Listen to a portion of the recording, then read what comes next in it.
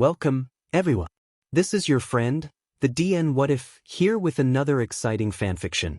Today, we're diving into the story of What If Deku Woke Up with a Dating Sim Quirk. If you enjoy this video, don't forget to hit that like button and subscribe for more fanfiction content just like this. Now, let's get started with the fanfic. Speech, hey what is up? Shouting, OW my goddamned. Thinking, she looks pretty cute. Quirk notification, cutie. Right behind you. Narrator POV. Izuku stared upwards. The stress must have been getting to him. All Might's workout plan must have broken him on some basic, mental level, since he had woken up early, staring at an emerald green square in front of him. Rubbing his eyes, before slapping himself across the face without hesitation, Izuku blinked, looking once again at the green square. Greetings. Hello Izuku-kun. I am your Quirk. You have met the necessary conditions to awaken me. In just a few minutes, I will have successfully booted up your dating status page, titles, your achievements, the heroine status, and gallery. Awkwardly trailed off Izuku, staring at the screen as he tried gathering his thoughts, trying to remember what he had to do today, since it was supposed to be important. Oh yeah, finishing off the beach and the U.A entrance exam. Dazedly recalled Izuku, shaking his hand through the box, watching it disappear in wisps of green smoke, before getting out of bed. Hurriedly getting ready for the day, Izuku bemusedly rolled his eyes. Someone must have messed with him with their quirk for fun, that's why. Stepping out of his bedroom, which was filled to the brim with various All Might merchandise, there was some other heroes scat throughout his room, Mirko, for one at least. Intelligence, 3. 1. Izuku honey? Softly hummed Inko, Izuku's mother, who was standing outside her bedroom door, her eyes half-lidded as she stared at her son, who was frozen in place. Be back soon. Awkwardly stammered Izuku, looking at the green sheet in front of him, which his mom didn't seem to notice, and Izuku wasn't going to question it. Okay dear, stay safe. Wearily sighed Inko. Izuku knew his mother didn't want him to do this, but now he had a chance at his dream and he was going to take it without looking back. Time skip. Sweat was dripping off of Izuku's head, heaving and grunting as he was tugging the last piece of trash behind himself, a wrecked car that had been haunting his dreams for too long. With immense effort from his small body, Izuku panted as the car started shifting a little bit faster, following Izuku towards the designated area where All Might would collect it. I'm done. Titles. Baby-faced, girls at least think you're cute. Model's body, after 10 months of training, you can make girls turn their heads with ease. Main characters, you came across many people and can tell who's a heroine and who's not. Izuku blankly stared at that section of the screen, slowly smiling as he realized he at least had something. Achievements. Hero, with your courageous heart, you have charged head fist into battle, thinking of others' safety. At least he had an achievement, though a lot were locked, and all seemed to actually be based around dating a girl. Talk about difficult. Heroine status. Go out and socialize. Gallery. You haven't even held a girl's hand yet.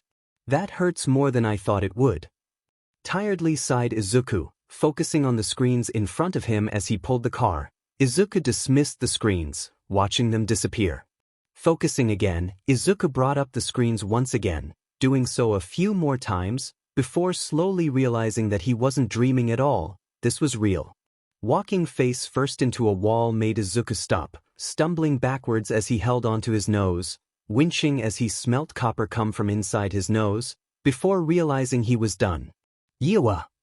Loudly shouted Izuku, he had done it. He had finished the 10 months of hellish training. Grinning from ear to ear, for Izuku ran towards the beach, loudly whooping as he ran towards the railing, feeling liberated, since he had finished what he had set out to do. A whoosh of air made Izuku turn around, grinning as he saw his mentor, All Might himself standing behind him. The pride wasn't even hidden in the man's face. My boy! You done it! You cleaned the entire beach. Proudly laughed All Might, gently placing his left hand on Izuku's right shoulder, steadying the teen, since he had started swaying on his feet. Now eat this! Boisterously chuckled All Might, plucking a long blonde strand of hair from his head, before holding it out to Izuku. First the dating sim's quirk, and now having to eat a hair to get a quirk. Izuku for once didn't bother hide the deadpanned, judgmental stare he was giving his teacher. Confusedly gawked Izuku, accepting the hair without question and placed it into his mouth, swallowing it without question, before gagging. Lime-flavored shampoo. So why don't I feel anything? Curiously questioned Izuku, staring up at his teacher, who was fortunately undateable, while waiting for an explanation. Then Izuku felt something inside of himself shift ever so slight. Notice. I have helped you absorb the quirk one for all. Please be careful, Izuku-kun. Your limbs will break if you use 100% in one limb, so lower the output and spread it throughout your entire body. Izuku-kun, it seems as if there is something inside one for all. Of course you wouldn't. You need to digest it first. It should appear just before the entrance exam. Loudly explained All Might, unaware of Izuku winching slightly from how loud he was, before the man crouched down to Izuku's height. I'm proud of you, remember that. Gently whispered All Might, entering his skinny self with a poof, not wasting a second in wrapping Izuku in a hug and ruffling his curly hair. Izuku didn't even speak as he sunk deeper into the hug, trembling slightly, since this was the first time a man he looked up to actually hugged him, and Izuku was certain he would make it weird if he cried. Letting it last another 10 seconds, Izuku took a step back, breaking free from the hug with a shaky smile on his face, and an inferno of determination burning in his eyes. I won't let you down, softly promised Izuku, clenching his fist in determination, as he watched All Might stand back up. I'll see you soon, young Midoriya. Pleasantly huffed All Might, entering his muscle form once again, before disappearing from sight a second later. Standing still for a second, Izuku could feel the power of his newest quirk surge through him. It was like a star was burning inside of him. The power was unlimited and unmatched. Channeling just a mere fraction of the power stored within him through his body, Izuku gasped as he felt himself become more invigorated, watching as green sparks of electricity danced off of his skin. You have received +2 to aura. I'm going to be late. Loudly gasped Izuku. He couldn't be late for the entrance exam. Time skip. Dashing down the footpath as if the devil himself wanted to drag him to hell, Izuku nimbly danced around anyone in his way. 1% of 1 for all was barely noticeable except for some green static between his hair, but it was enough to increase Izuku's speed. Things were going absolutely swimmingly for Izuku. He hadn't broken a bone yet, and his quirk had yet to actually catalog any girl. I can do this. I can avoid cataloging a heroine. Determinedly decided Izuku, only for his quirk to accept the challenge, latching onto one of the many girls nearby, and made Izuku stare at her. The world stopped for Izuku. He wasn't even joking. People stopped as they were walking, and even a bird overhead had stopped, not flying or falling, merely suspended in the air. Everything went black, forcing Izuku to calm his breath as he heard something clicking in his head, and suddenly a light from a stage light fell upon someone. Drums rolled in Izuku's head as he saw pink hair. The girl was smiling. Her yellow eyes were unique looking for sure, enhanced by the goggles on her face, further brought out by the grease stains and oil stains on her face. Izuku gulped. She was pretty, and by the look of things, she liked machinery and building. Catch her as she falls and ask if she's all right. B. Knock her over, give her a hand, and ask if she's all right. Suspended in midair, Izuku stared dryly at the screen in front of him. Apparently he couldn't move until he made a choice, and Izuku was internally fretting. Speaking to a girl, it was something he didn't do often, or at all for that matter, and Izuku was an introvert who wanted to be a hero, but talking to girls was a different matter altogether. Begrudgingly accepted Izuku. Suddenly everything returned to normal, and Izuku watched as the girl slipped, on a banana peel of all things. Talk about a cliché. Reacting on pure instinct alone, Izuku was behind the girl, placing either hand on the girl's shoulder as she tipped into him, steadying her fall as she collided with his chest, not even budging an inch. Helping the girl forward, Izuku's eyes glanced towards the letters above her head, smiling as she turned around to face him. You have unlocked the May Hatsum route. You have unlocked the achievement, the first. +3 to Hatsum's relationship. Are you okay? You're not hurt, are you? Concernedly asked Izuku, not even speaking by himself. His quirk was forcing him to speak, and all Izuku could do was panic as the girl stared into his eyes, before looking towards the ground. +3 charm. Hatsume, the inventor. Relationship, weird-haired stranger, 3100. Description, a unique girl who has a passion for inventing machinery she calls her babies. She starts hyper-focusing on the things she is interested in, and even lets it affect her health from time to time. If only there was a man who could help her. Yes. Confusedly mumbled the girl, shaking her head from side to side, as the sudden confidence Izuku's quirk gave him left, leaving the awkward teenage boy in front of a pretty girl. I'm Hatsume, a pleasure to meet you. Firmly greeted Hatsum, sticking out her right hand expectingly, and Izuku didn't hesitate as he held his right hand forward. They both shook hands like business partners. Talk about awkward. Midoriya Izuku. Shyly muttered Izuku, internally panicking a lot as he looked around, noticing that his charm had increased ever so slightly, and a small part of Izuku was curious to see how effective it was. And I can say the pleasure of meeting you is solely mine. Smoothly added Izuku, giving the girl his best smile, before turning around and grabbing his head, blushing an atomic shade of red. You have unlocked the achievement, Smooth Words. +6 to Hatsum's relationship. You have received +2 intelligence. Ha! I like you, Midoriya. Walk with me. Cheerfully ordered Hatsum, grabbing onto Izuku's sleeve, and started dragging him along to the entrance of Yude, where their future would start. Blushing as he easily kept up with girl in front of him, a part of Izuku was excited that he had a girl in his gallery, but another part of him was worried. Was his quirk actually manipulating Hatsum? It was oddly fulfilling running through a crowd of people, while be dragged along by a pretty girl, whose bag rustled with clinks and clanks of metal hitting off one another. Dear Isaacin, I can't believe you thought I would be so cruel. I am a sentient quirk and I know your morals better than anyone, so I wouldn't manipulate any girl for you, unless you truly desired it. All I did was take advantage of the situation with May, since either way, you would have watched her fall over, which would have damaged the stuff in her bag. All I can do is help you make the correct choice when introducing yourself to a girl, catalog them, give you a description of them, which will change as you spend time around them. As for your stats, that merely represents how desirable you are. The higher they are, the quicker your relationship progress with a girl. Izukuin, I can only catalog people who are your type. Pretty girls your age and a few older women. Like Mirko, your celebrity crush. Go get her, tiger. I didn't expect such an answer. What is your name anyway? Confusedly thought Izuku. He didn't know his quirk was sentient. He heard those were actually quite rare, but were interesting. Quirk, dating sims. You're basically a rom-com protagonist. Hey, you're taking the entrance exam for the hero course. Excitedly squealed Hatsum, yanking on Izuku until both of them were standing side by side just outside Yudare's gates. Why yeah?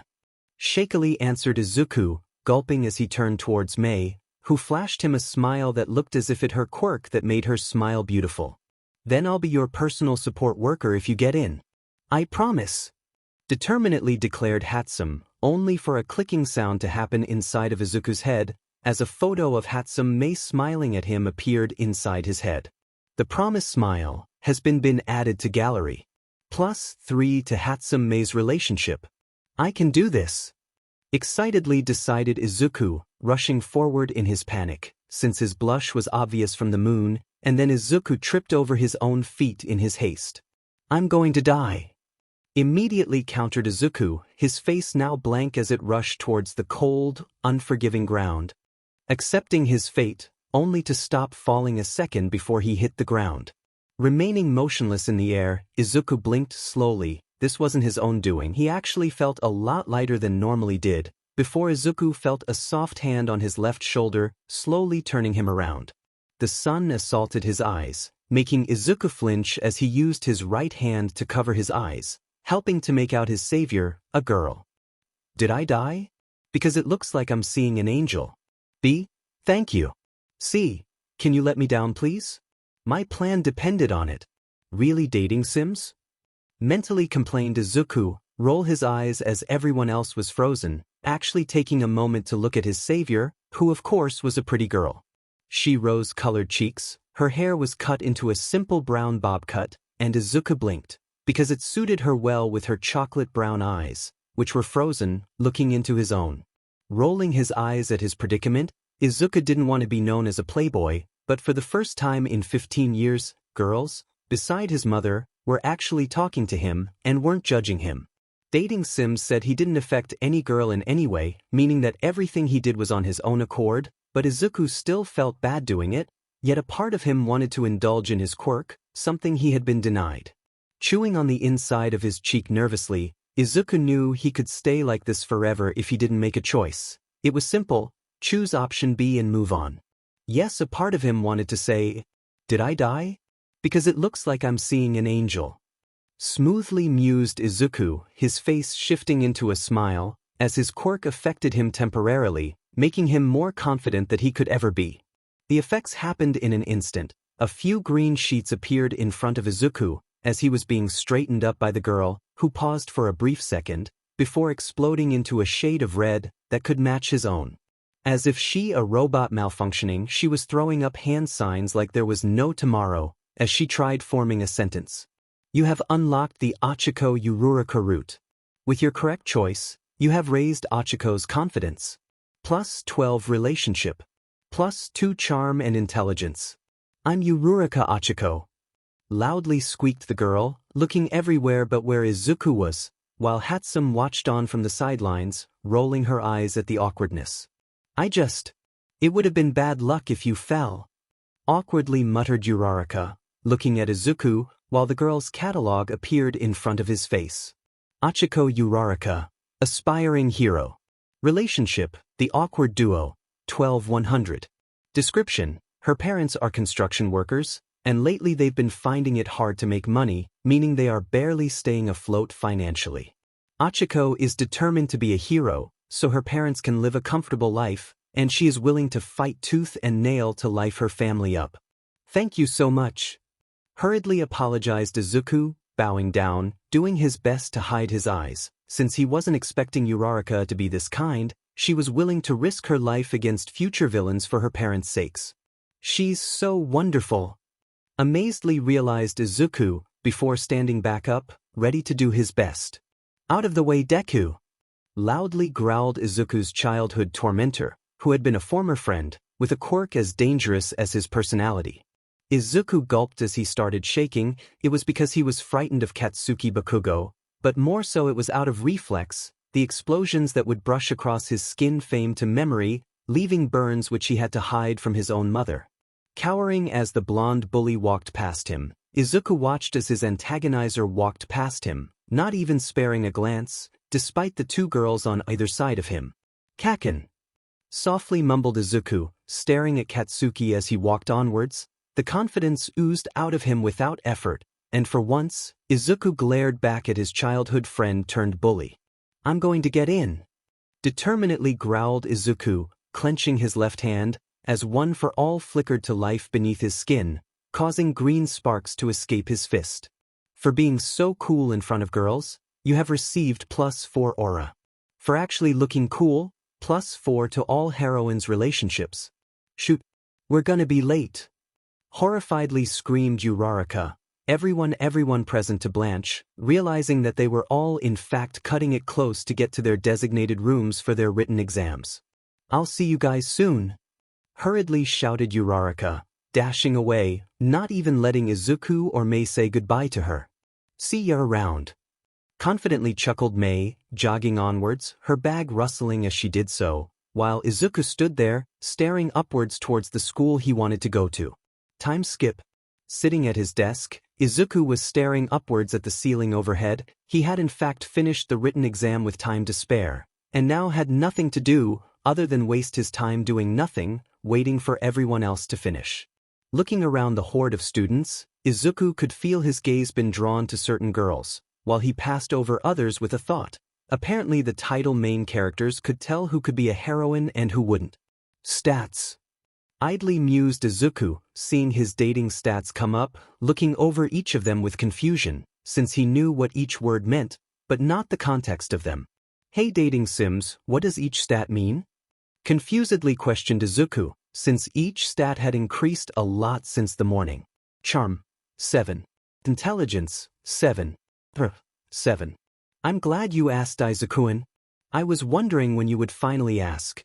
Charm, this is your ability to smooth talk to girls, and sound cool while doing soon. The higher this stat is, the quicker a relationship can increase, if you're smart about it. Intelligence, this isn't your actual intelligence, this is your intelligence related to females. The more you learn about girls, the higher this stat will get, which will lead to more choice options in the future, which help out a lot, and can help you solve various problems your heroines are facing. Aura, your ability to subconsciously project your presence. The higher this is, the more effect your choice and actions will have on your heroines, helping you increase your relationship easier. I really wish I had my notebook with me. And I also have to tell All Might. Wearily mulled Izuku, his eyes sliding over to the clock, saying there was still 5 minutes left, making Izuku roll his eyes in exasperation. How do relationships progress? Since I know that something happens when I get 1 to 100. Interestedly inquired Izuku, waiting patiently for his Quirk to answer, smiling slightly as a second green screen popped up. Relationships have 4 levels. The first one is the stranger stage, where you barely know anything about the person. The relationship can be increased by showing an interest in the person, asking questions to them, or flirting. Normally, this relationship is stuck in one area, like a school. The second stage is the friend stage, but luckily it is very hard to stay in the friendship stage, since this stage is the quickest, because the heroine is taking an interest in you. In this stage, the heroine or you can exchange contact information and can start hanging around with one another outside of school. Also, special events trigger in this stage. The third stage, or aka the realization stage, the heroine realizes she has a crush on you. This stage is unique for all heroines, since some could start spending more time with you and acting more bold, while others could start becoming shy. You can start dating a girl in this stage once your relationship is over 50 with her, if you want. Lastly is the soulmate stage. This is where you two know everything about one another and truly are in love, despite your flaws, with both of you helping overcome them. Examiners, time is up. Please place your pencils down and leave. For people taking the hero exam, please head down the hall to the room at the end of the hall and find your seat. Loudly announced the pro-hero overlooking the written exam, Blood King, and Izuku had to do his best not to fanboy over him. Complying with the hero, the majority of the people present stood up and started walking towards the door, and Izuku held his breath as he stood up. His sight was being drawn to a heroine. Doing his best not to look over at the girl, since Izuku knew what would happen, the green-haired teen knew that his luck wouldn't hold out. You're goddamn right. Just do it. She is really cute. You definitely think so. Izuku realized then and there his Quirk was in but, encouraging him to do something he was uncomfortable with, and knowing his luck so far, the girl would fall on him. Stealing his nerves as he did against the slime villain, Izuku hesitatingly turned around, his emerald green eyes being attracted to a girl directly behind him, who looked disappointed and was playing with her dangling earlobes. For the third time that day, Izuku felt everything around him face away, so he could focus on the lone girl, who obviously looked upset about something. Her small frame looked even smaller as she hunched her shoulders over. Izuku felt his heart skip a beat, her purple hair RDC looking, enhanced by her dangling earlobes that looked like jacks, which went well with her pale skin. Are you okay? B, tell her a joke. Sing rap god. Dating sims, are you sure I should do that? Wearily mused Izuku, focusing on the 3 options in front of him. The first one was generic and bland, the third one would take too long, but the second seemed like the best bet, so he went with it. Why did the chicken cross the road? Interestedly hummed Izuku. The confidence his Quirk temporarily gave him was back, as he slowed down and stared at the girl, blushing in embarrassment as he did so. What? Me? Confusedly gawked the girl, blinking rapidly as she stood up straight, both of her hands rocketing down to her side, before focusing on Izuku. Why?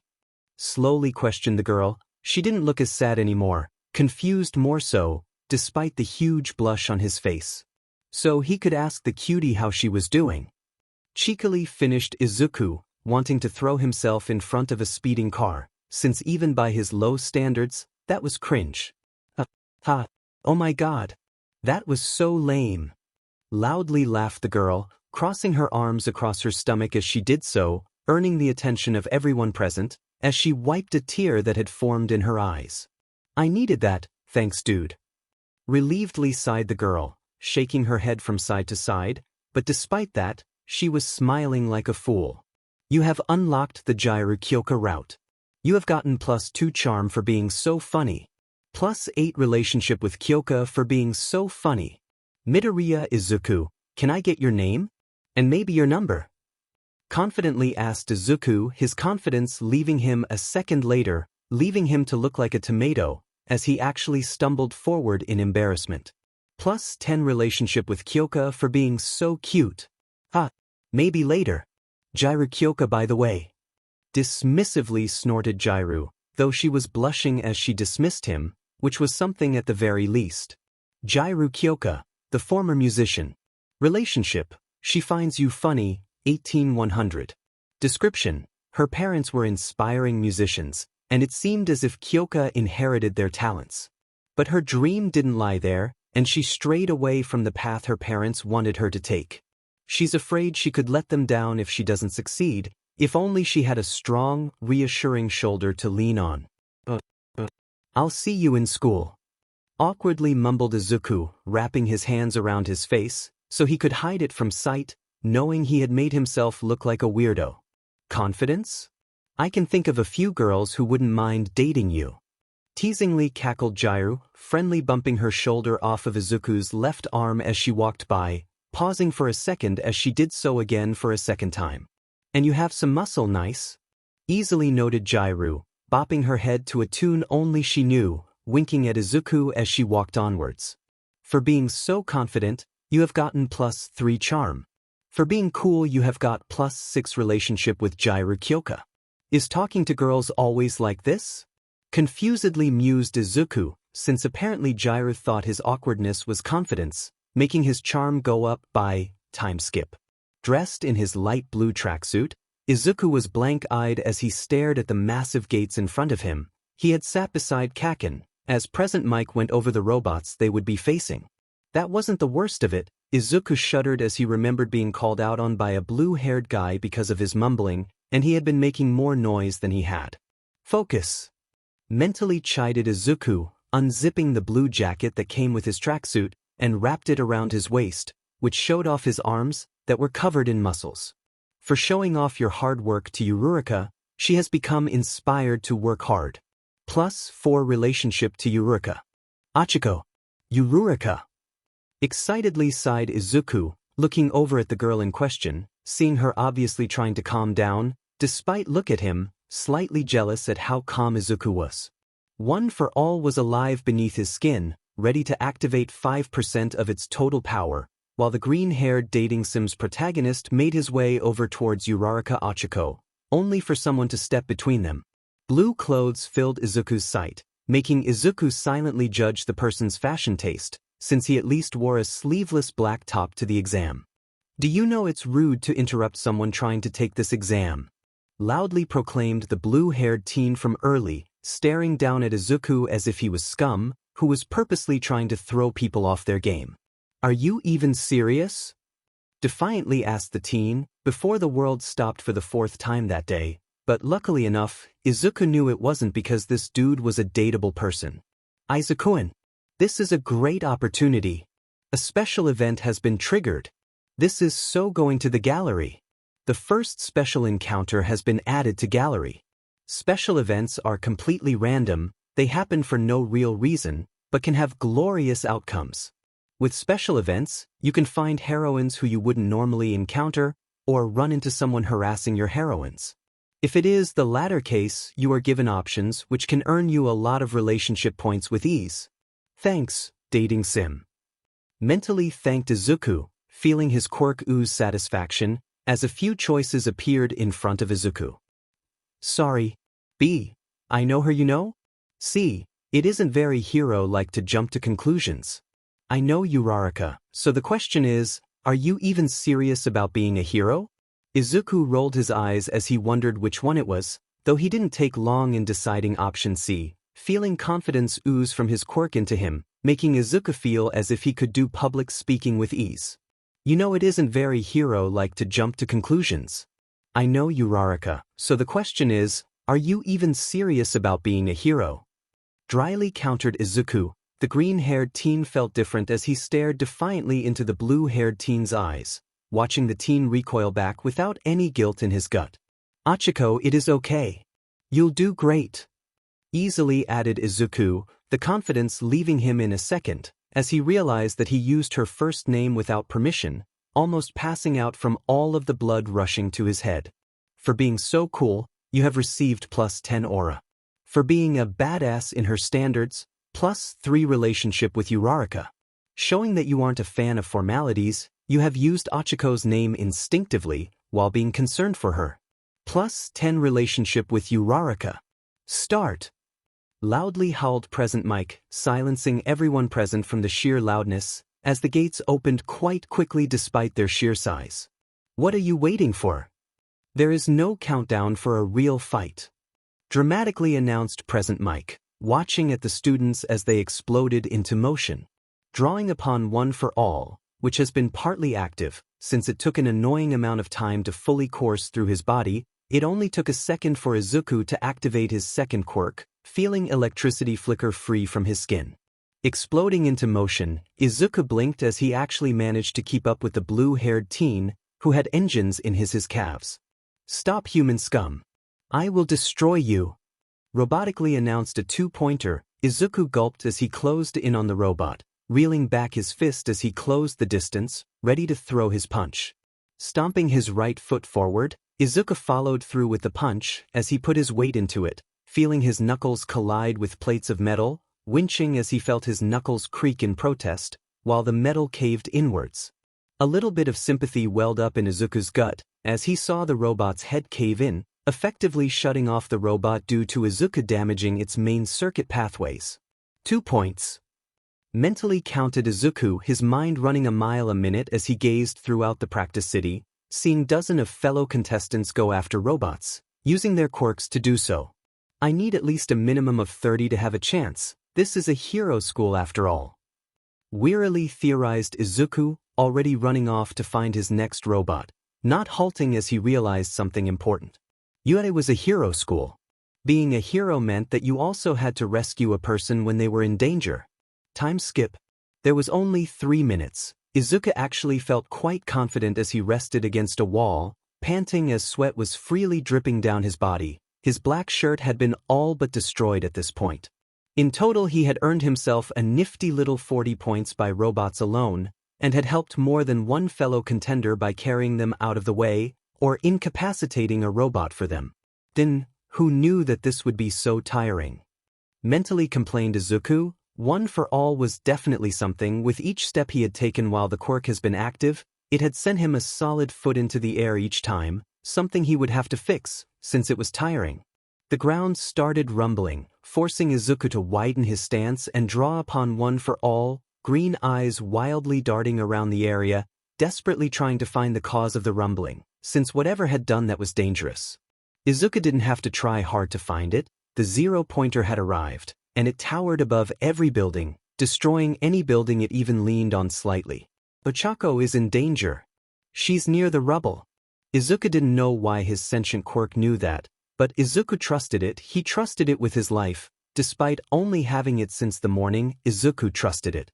Running through the crowd of fleeing students, Izuku's eyes briefly met the engine-calved, blue-haired teen from early, a silent message passing between them in that brief instant. Are you an idiot? Someone is in danger. Help! Weakly yelled the girl in question. That was more than enough for Izuku run head first into danger without a second thought. Someone was in danger, so he would save them. Green electricity started intensifying around Izuku, as the dating sim's protagonist started channeling more of One for All throughout his body, hopefully lessening the effect this next stunt would have on him.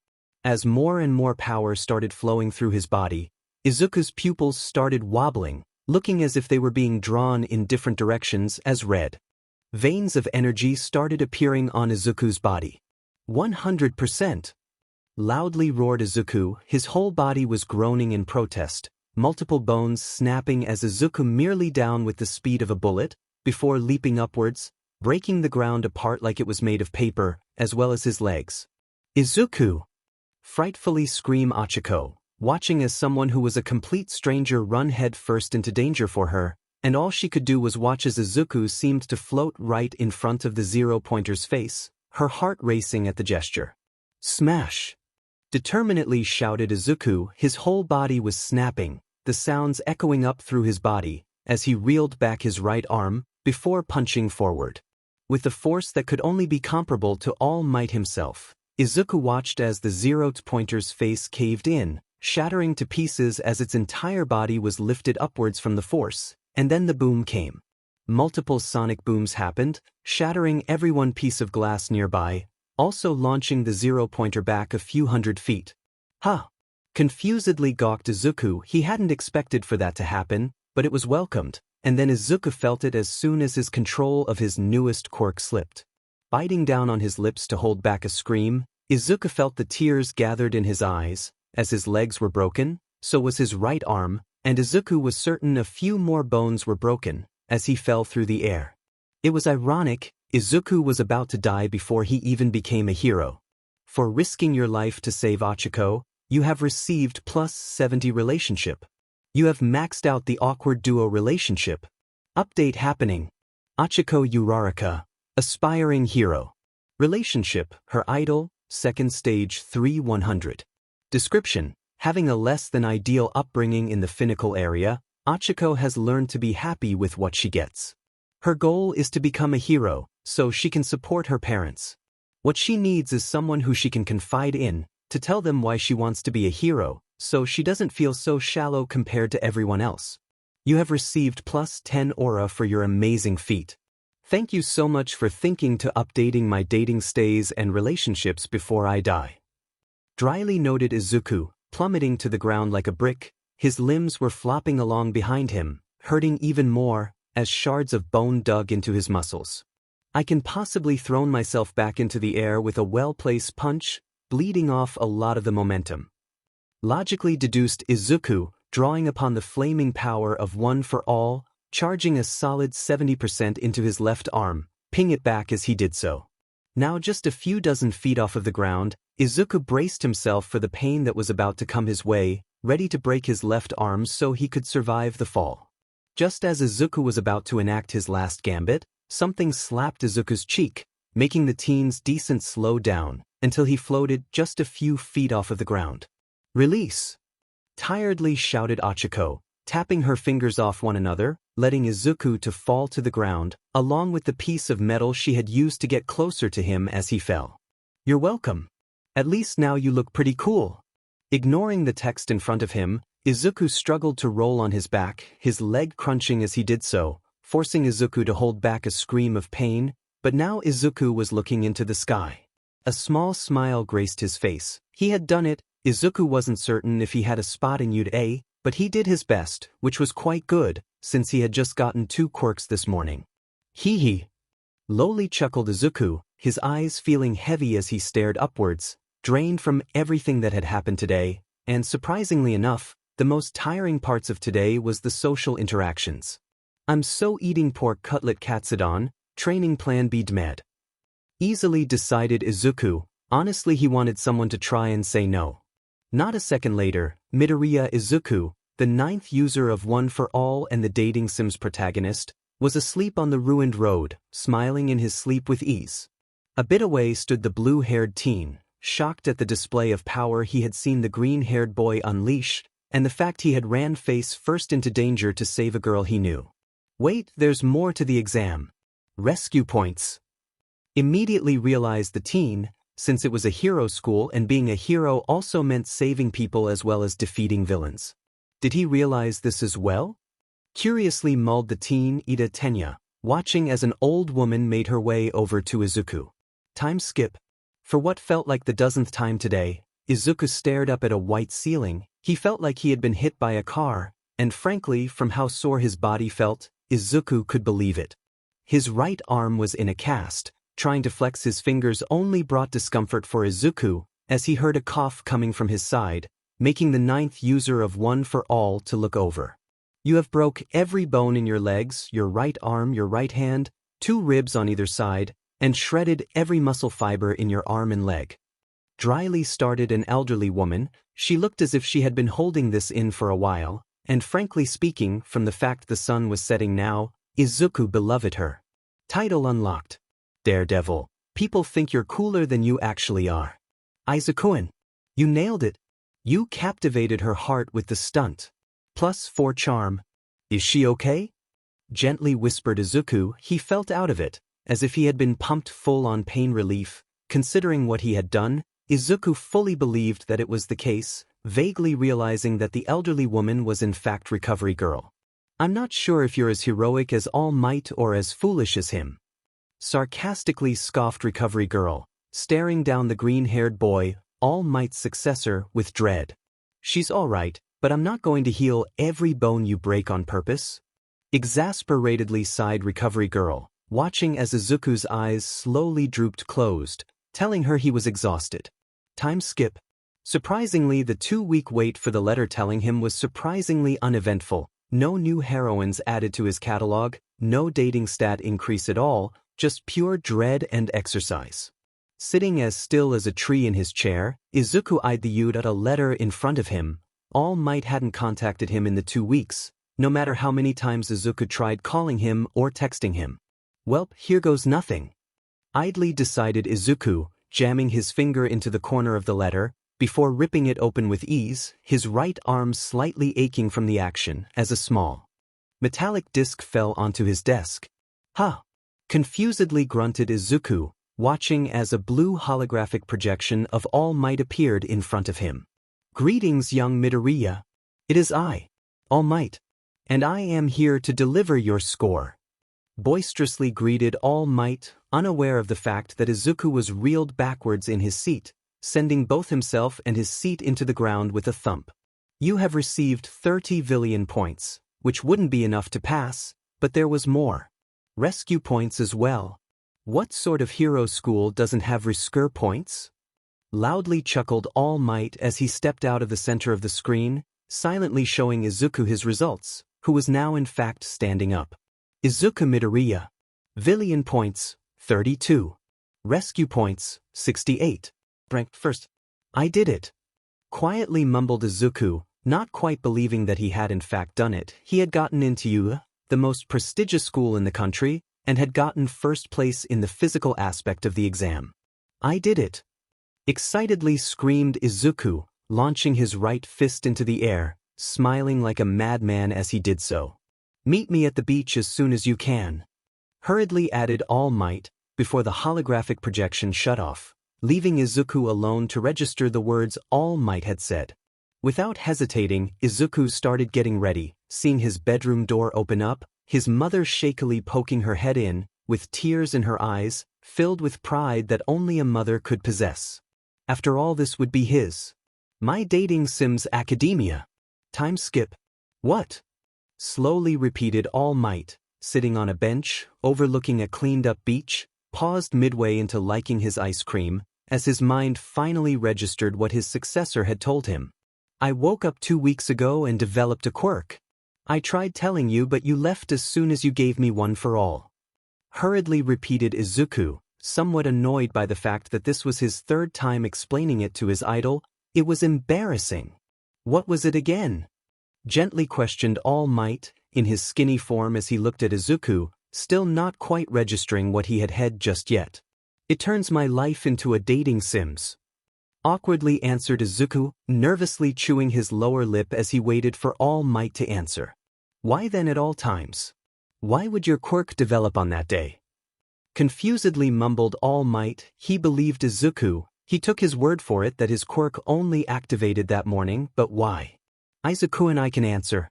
It's because you weren't quite mature enough to handle me. I have the potential to affect older women, and some wouldn't hesitate to show you what era meant once you reached the 3rd relationship. At least now, you are strong enough to protect yourself and have a means of escape. That's why I decided to manifest on that day. My quirk didn't want me to understand era as a 4-year-old. Perfectly summarized Izuku, winching at the implication, kind of glad his quirk had thought of the future. It was a silver lining to the whole bullying issue. Also, Dating Sims said something was inside one for all. Hesitantly added Izuku, he could feel the raging star that was one for all shift inside him at the word inside, only making Izuku more suspicious. What? Confusedly gawked All Might. He could see why Izuku's sentient quirk, Dating Sims, would do that. It was looking out for Izuku, since it knew the risk. Something is inside one for all? Wearily repeated All Might, looking at Izuku for confirmation, only to see his successor frozen, as he read something in front of him, most likely a message from his quirk. Yeah, like one for all is somewhat sentient as well. It has the previous 8 holders and their consciences in it, as well as their quirks, though All Might hasn't finished forming just yet. Izuku already missed the day where his largest concern was accidental making girl fall in love with him, and now he had to worry about 2 sentient quirks, 7 people living inside his head, school, and trying to not make girls fall in love with him. Izuku felt as if his life was some sort of cosmic joke. Speech, hey, what is up? Shouting, OW my god damned. Thinking, she looks pretty cute. Quirk notification, cutie. Right behind you. Narrator POV. Izuku was ready. He had been calming his nerves for the last few days. The planning and preparations had finally been completed, and Izuku looked down at his hard work. For once in his life, Izuku had actually managed to tie a tie correctly. The green-haired teen had spent the better part of 2 hours of his time practicing, and Izuku would argue, it was time well spent. Diamond, you sure know how to act the part. +3 charm. Charm, 19. Intelligence, 7. Aura, 27. His stats were clearly unbalanced. Intelligence was by far the hardest of the 3 stats to increase, since Izuku had figured out how to other 2 with ease. Charm could be increased by being smooth or putting effort into his appearance, which wasn't that hard, and Aura was increased by being confident in a public display and not backing down. Even now, I know I'm a lot more confident than I used to be. Idly noted Izuku, his stutter had more or less gone at this point, and even his mom said he had a new presence to him, so his quirk, Dating Sims, also had passive effects as well. Izuku, you're going to be late if you don't get to the train quickly. Hurriedly shouted Inko. She was more worried about Izuku's first day at UA than he was, and he had a right to worry. Dating Sims was merciless. If he had a female classmate, Izuku knew he would have an awkward encounter with her. At least UA wasn't known for female teachers. The only female teacher in UA was Midnight, a hero who had a lot of men after her, so Izuku was certain that his quirk would affect her, since apparently the heroine in question had to meet some criteria. 1. They must be single. I won't let you steal taken girls. 2. The heroine in question must like boys in some way.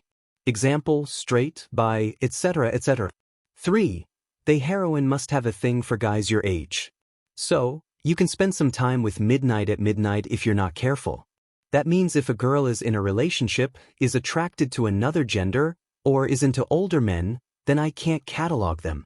Izuku's heart pounded inside of his chest at the 3rd bit of information. Thanks to Achiko, he had found out that it was incredibly easy to raise a relationship, so if he wasn't careful, it could become awkward.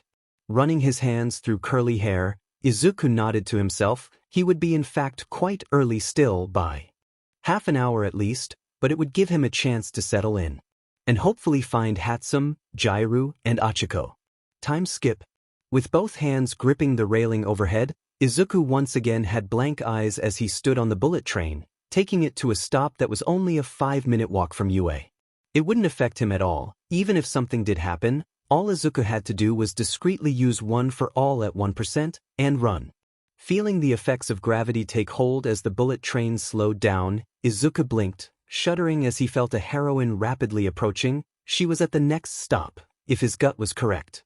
Already feeling Dating Sims take an interest in the situation, Izuku was soothing himself, readying himself mentally as the bullet train stopped, opening up its doors, showing off the girl, who was unknowingly making Izuku want to leap out a window. While the doors finished opening, Izuku blinked in surprise. She was surprisingly normal by society's standards, dark green hair and eyes, long eyelashes that had a hint of mascara to them, and incredibly lean, with a hint of nervousness in her eyes. She wore the female version of the Uda uniform. Izuku blanched. Based off of his observation, this girl had a high chance of being in the hero course, and based off of her nervousness, she was a first year, like Izuku.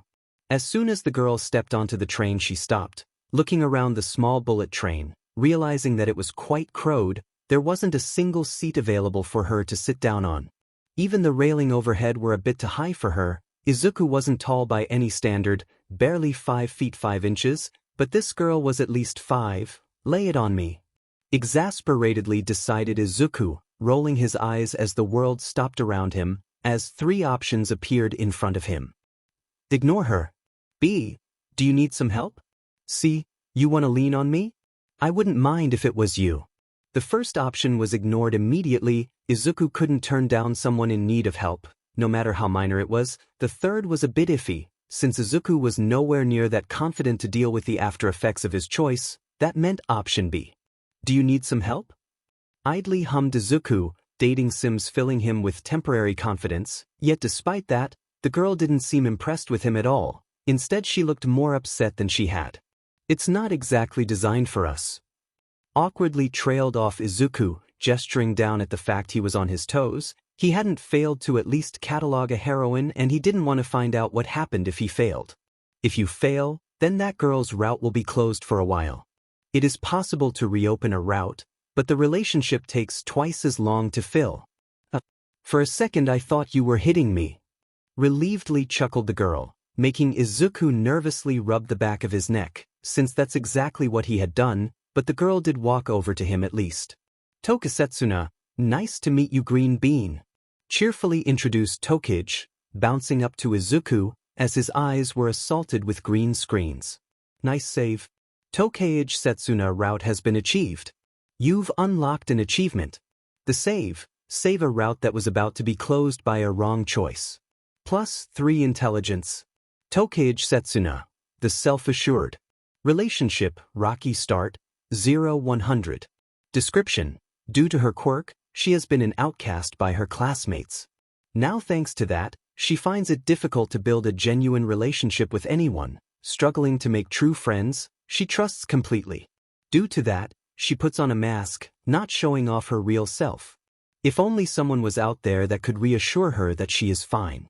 This is a lot deeper than I'd been expecting.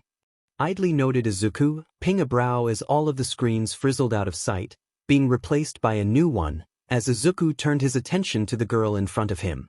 Midoriya Izuku, of the new Class 1A. Politely introduced Izuku, watching as the girl's face split into a smile, growing large by the second, while Izuku took a chance to read what dating sims told him. It varies from time to time. A heroine's upbringing can affect how your relationship with her can form, and with Tokage, she has been bullied, so she finds it hard to make proper connections with people, despite acting so bubbly and cheerful. Cool. I'm in 1A as well. Excitedly shouted Tokage, drawing more than a little bit of attention by the fellow passengers on the train, not that it seemed to affect her or anything, which was admirable, since Izuku was pulling off his best tomato impression with how red his face was. Wait, as in Midoriya Izuku, the guy who got the most points? The first place guy. Bewilderedly gawked Tokage, who stared at Izuku with admiration clear in her eyes, along with obvious jealousy. You would be docked points, but you're already at what? Did they also mention I broke 50 bones in my body while doing so? Dryly countered Izuku, staring at Tokage, who looked genuinely surprised at that little tidbit of information that didn't seem to be passed about. Any more than 7% power of my quirk and my bones start creaking, at 8% they break. But I will become the best hero. Proudly added Izuku, his eyes burning in determination. He could safely use 1/20th of All Might's power, and by the time sports festival came, Izuku hoped to be better. +2 relationship with Tokage for being cool. Ouch, and here I thought my quirk felt sore. Lowly gasped Tokage, rubbing her arms out of reflex, since she had broken her left arm when she had been younger, and it had hurt her. I'll be the hero this girl needs. but I'll have to do it without getting her to fall in love with me. Determinedly started Izuku, trailing off at the end, since he actually realized something about his quirk, dating sims. It would be incredibly hard if every girl he made friends with started falling in love with him, since Izuku knew how that would turn out. You will either be known as a playboy, a cheater, or you could settle down with all of them, or you could choose one, and breaking all of the other heroines' hearts. At least Yude A has an average of 6 girls in each class of the hero course. Optimistically realized Izuku, so hopefully it wouldn't be that bad, since Izuku was certain he had the ability to about people, because apparently hiding from bullies could also be used on girls. The silver lining to being bullied. Mentally concluded Izuku, all he had to do was not talk to them. How hard could that be? After all, no girl should be forced to fall in love with him. He was Deku in the end, and the heroines deserved to choose who they fell in love with, since Izuku was certain dating sims must do something to girls who had the potential to be heroines. Location change. Nizu, I'm just making sure, again, that these are the classes you want? Wearily questioned a scraggly man, who looked as if he lived in a dumpster, and the fact he was in a bright yellow sleeping bag didn't help. Certainly, why would my decision be wrong? Everything I do is planned to a T. Curiously answered a creature that wasn't sure if it was a mouse, a dog, or a bear, while he stared at the black-haired man, who looked homeless. You have 13 girls in 1A, and 0 in 1B. Immediately countered the man. Aizawa Shoda was his name, or more commonly called Eraserhead by his colleagues. So? Confusedly questioned Nizu, grinning as he answered the question, since All Might told him about his successor quirk, and Nizu wanted some drama to spice up a dating simulation quirk. I wonder how Izuku Midoriya will handle this situation? I wonder how many girls actually qualify as heroines. Curiously mused Nizu, All Might had role of the criteria each girl had to meet in order to be catalogued. This was as much for Nizu's amusement as special training for Izuku Midoriya, precisely because he had one for all, meaning All Might himself believed that Izuku could become the new symbol of peace, and that meant he would attract a lot of attention. The reason why Nizu had Izuku in 1A was quite simple really. Every kid went they devolved their quirk. Quirk training, and this quirk training would be handled by a genius rodent who wanted romantic chaos in his school. When Nizu broke out laughing, it was simply because he remembered a funny joke, that was all. Add in the fact that One for All had a habit of supercharging the user's original quirk, and when that did happen, Nizu wanted Izuku to have control of both his quirks, since it could lead to many issues. Location change. Izuku shuddered. For some unexplainable reason, the dating protagonist felt dread fill his gut, as if someone was out to make him suffer for no real reason, and Izuku knew he did nothing wrong. Standing beside Tokage, outside Class 1A's massive door, Izuku took a brief look at the door, then at Tokage, who also looked at him, before both smiled out of reflex. +6 relationship for being nervous with Tokage. Izuku was making quick progress through Tokage's relationship gauge, already being at 18,100, despite it saying she found connecting with people difficult. Then a click reverted throughout his skull. First day worries has been added to the gallery. The one thing Izuku knew he could take solace in was the fact that class would be normal. Izuku had spent hours awake, looking through the official list of people who had made it into Yude A, which included the recommended students. In total, there was 13 girls along in the hero course, and since each class always had a somewhat balanced amount of gillers in each, Izuku knew there would be only 7 girls at maximum. Ladies first. Idly commented Izuku, gesturing with his right arm. His mother had thought him to be a gentleman, and be a gentleman he will be. Thanks. Awkwardly stammered Tokage as Izuku walked forward and pushed the door open for her, allowing her to enter the room first, without a green screen commenting anything appearing in front of him. Izuku, Universe 0. Congratulations. For being a gentleman and showing off manners. +4 charm. Title unlocked. Gentleman. You can be very polite when needed. Taking a moment to brace himself before he walked in, Izuku grimaced as he could feel a tug. A heroine was in there, and that meant Izuku would rather be anywhere else, but he could feel something else, something that felt familiar. It was a new sensation. If Izuku was to describe when sensing a heroine felt like, he would say it felt like a taut rope around his head, tugging him in their direction. The new sensation felt different, as if a summer breeze was being blown onto his face, except for the fact that Izuku knew it was dating Sim's doing. Correct, Izuku-an. I'm capable of 3 sensations. The new heroine sense, which is like being tugged in their direction by a taut rope.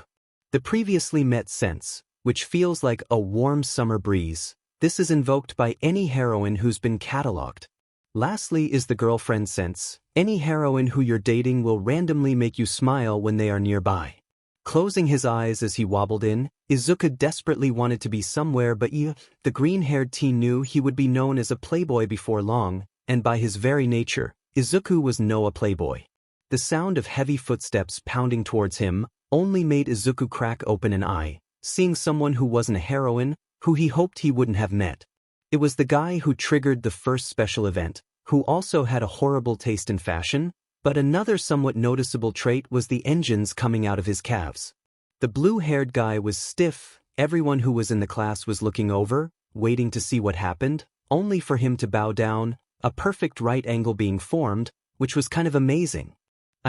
Ida Tenya humbly apologize. I took you as a fool trying to ruin others' chances, while in truth, you were more heroic than I. Running towards the 0-pointer to save someone, while I ran away. Loudly apologized Ida, looking down at the ground, while Izuku kind of hoped he would just disappear, since there were a lot of girls in the classroom already.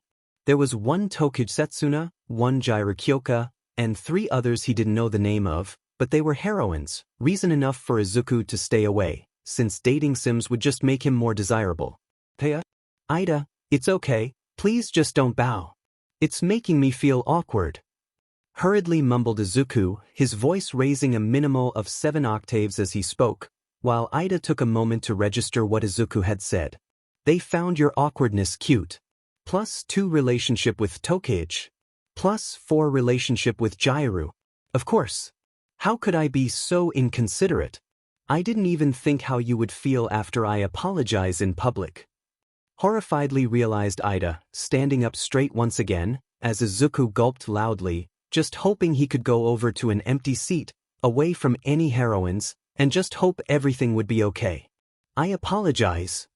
Immediately apologized Ida, almost bowing once again, but managed to stop himself. It's okay, also I'm Midoriya Izuku. Hurriedly spoke Izuku. He realized what Ida was like, ridged but kind, to take Kaken's words from him. Ida had a stick shoved up his butt and it came out of his mouth. So you got first place as well? I do humbly apologize. Calmly recalled Ida, which earned Izuku a lot more stares from his classmates, as Izuku did a quick glance around the classroom. Sorry to ask, but how many bones did you break after your stunt that involved you destroying the 0-pointer with 1 punch? Curiously asked Ida, waiting patiently for Izuku, since he too had been overwhelmed by how glorious the classroom was. So far there was 5 girls in total, Ida, a dual-haired boy, a guy with a bird head, a guy with spiky red hair, and a guy with blonde hair with a black lightning bolt through it, so 6 guys in total. 50. Slowly answered Izuku, nodding to himself, since that was the exact number he had broken, which was painful but oddly exhilarating, and then what Izuku dreaded happened. Please no, mentally complained Izuku, his green eyes shimmering slightly as Jiru walked towards him, dragging a girl towards him as well. She was a heroine. Just by the looks of her, Izuku knew she gave off an upper-class girl vibe. Her black hair was in a ponytail, her eyes were onyx in color and looked distinctively cat-like, and it did not help that she was the most matured girl he had met, who was an actual hero. What was worse was the small smile on her face that was filled with a bit of admiration, no doubt based off of something Izuku had done. Yo Midoriya, this is Yayoro Zumomo. She was saying how she wanted to see the person who won first place in the practical exam. Casually greeted Jiru, nonchalant about the whole idea of walking up to him, unaware of the fact that Izuku hoped that she'd leave him alone. I sense a new route coming. As if on cue, Izuku could feel the world slow down, coming to a standstill for the second time that day, and Izuku prayed it was the last time, but a part of him knew he wouldn't be that fortunate. 3 options appeared in front of Izuku, who was the only one capable of moving in a world that had its time frozen, and for once, Izuku wished his quirk never awoken. A. Why isn't a koala a bear? B. Midoriya Izuku, and I must say, the pleasure is mine in meeting you. See, sup? D. A friend of Kyoka's is a friend of mine. Basically, Izuku's options were a joke, flirting, an awkward greeting, or something somewhat friendly, and couldn't be taken as flirting. The answer was obvious for anyone who was played a dating sims, but Izuku didn't want to be a dating sims protagonist. A friend of Kyoka's is a friend of mine. Cheerfully greeted Izuku, giving the girl a bow in greeting, his eyes glazing over as he realized something. He wasn't really paying attention to the exact wording of option D. Oh, I used her first name without permission. Slowly realized Izuku, it was something his quirk enjoyed doing to him, cornering him in these sort of situations. How bold of you, Izuku-an, using a girl's first name without permission. +7 relationship with Kyoka. She likes a guy who doesn't care for manners. Sometimes. From how relaxed you are about social greetings, you have somehow unlocked the Yaoyorozu Momo route. +3 relationship with Yaoyorozu. +8 aura. Yaoyorozu Momo, the mask wearer. Relationship, socially different, 3-100. Description, a girl born into the high class of society, she has been raised to be well-mannered and conceal her true emotions. She is often jealous of those who can act how they want, of those who can play with others with ease. If only there was someone who could teach her how to cut loose. Demon Midoriya, first the confidence, then the muscles, and now this boldness? I'm surprised, I wouldn't expect that from a guy like you. Honestly, huffed Kyoka. She wasn't upset that he had so blatantly used her first name. If anything, she looked kind of embarrassed. A pleasure to meet you. Politely copied Yaoyorozu, bowing to Izuku slightly as well, and the brief moment where their eyes met, Izuku could see the jealousy. It was clear as a fish in fresh water. Midoriya. I was not aware that you knew Jiru-san. Bewilderedly gawked Ida, his arms moving robotically, as he pointed between the purple-haired rocker and the green-haired dating sims protagonist. Oh, well yeah, I was nervous after the written exam, and then Wonder Boy here cracks the worst joke imaginable. I'm not sure if he was flirting with me, or trying to make me smile. Sheepishly chuckled Kyoka. Izuku blinked, something rushed from his mind to his mouth, and Izuku spoke without thinking. I just thought you looked prettier when you smiled. Randomly blurted out Izuku, and everything seemed to freeze for a second. Everyone seemed to think of Izuku's words, before everyone realized the implication. Dim, you're getting smoother than ice. +10 relationship with Kyoka. You. Romance for life. Excitedly cheered a pink-skinned girl, her eyes a glowing yellow, and had a small pair of horns on her head, a heroine, who Izuku desperately wanted to avoid it.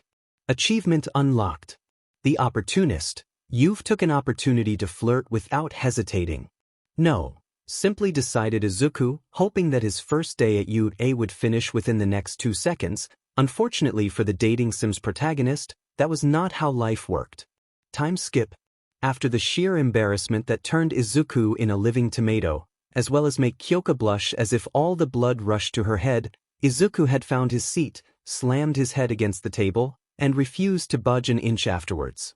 The door opened once again. If Izuku's mental calculations were correct, that would have been the 19th student, and Izuku would be lying if he said he wasn't curious to who it was. The Yushite stain. Getting first place. Furiously howled Katsuki, the gremlin from hell, and suddenly all of the curiosity in Izuku left him, suddenly not very interested in attending school, before a warm breeze washed over his face. Midoriya. You got in as well? Excitedly cheered the only heroine he was in the second stage with, Achiko, who was also in 1A for some odd reason, since apparently Izuku's class needed a lot of girls in it. There was a total of 13 girls in total. Izuku already knew how many were heroines, and if he was including the ones already catalogued, then there was a total of 9 heroines in Class 1A, and for once, Izuku was considering to grovel in front of the 4 who weren't heroines. Normal girls, who couldn't like him romantically. Never had Izuku been so happy by such an outcome. Kaken, can you do me a favor? Softly mumbled Izuku, slowly raising his head off of his desk. looking at Katsuki, who had his face mere inches away from Izuku's own. "Throw me out a window?" seriously asked Izuku, keeping his voice low enough so nobody else could hear it, unless they had exceptional hearing. "Midoriya, why are you embarrassed? You were the one flirting without me and it was really nice, so stop acting so regretful." Exasperatedly sighed Kyoka, her voice echoing throughout the room, making Katsuki pause what he was doing, before looking at Kyoka, then back at Izuku. "Either I'm dreaming, or this guy isn't Deku, but did you say Midoriya, the beach, Izuku, flirted with you?" Bewilderedly gawked Katsuki, leaning in uncomfortably close to Izuku, and actually started counting the freckles on his cheek. 4 freckles on each cheek, and looks as if he hit every branch down on the ugly tree.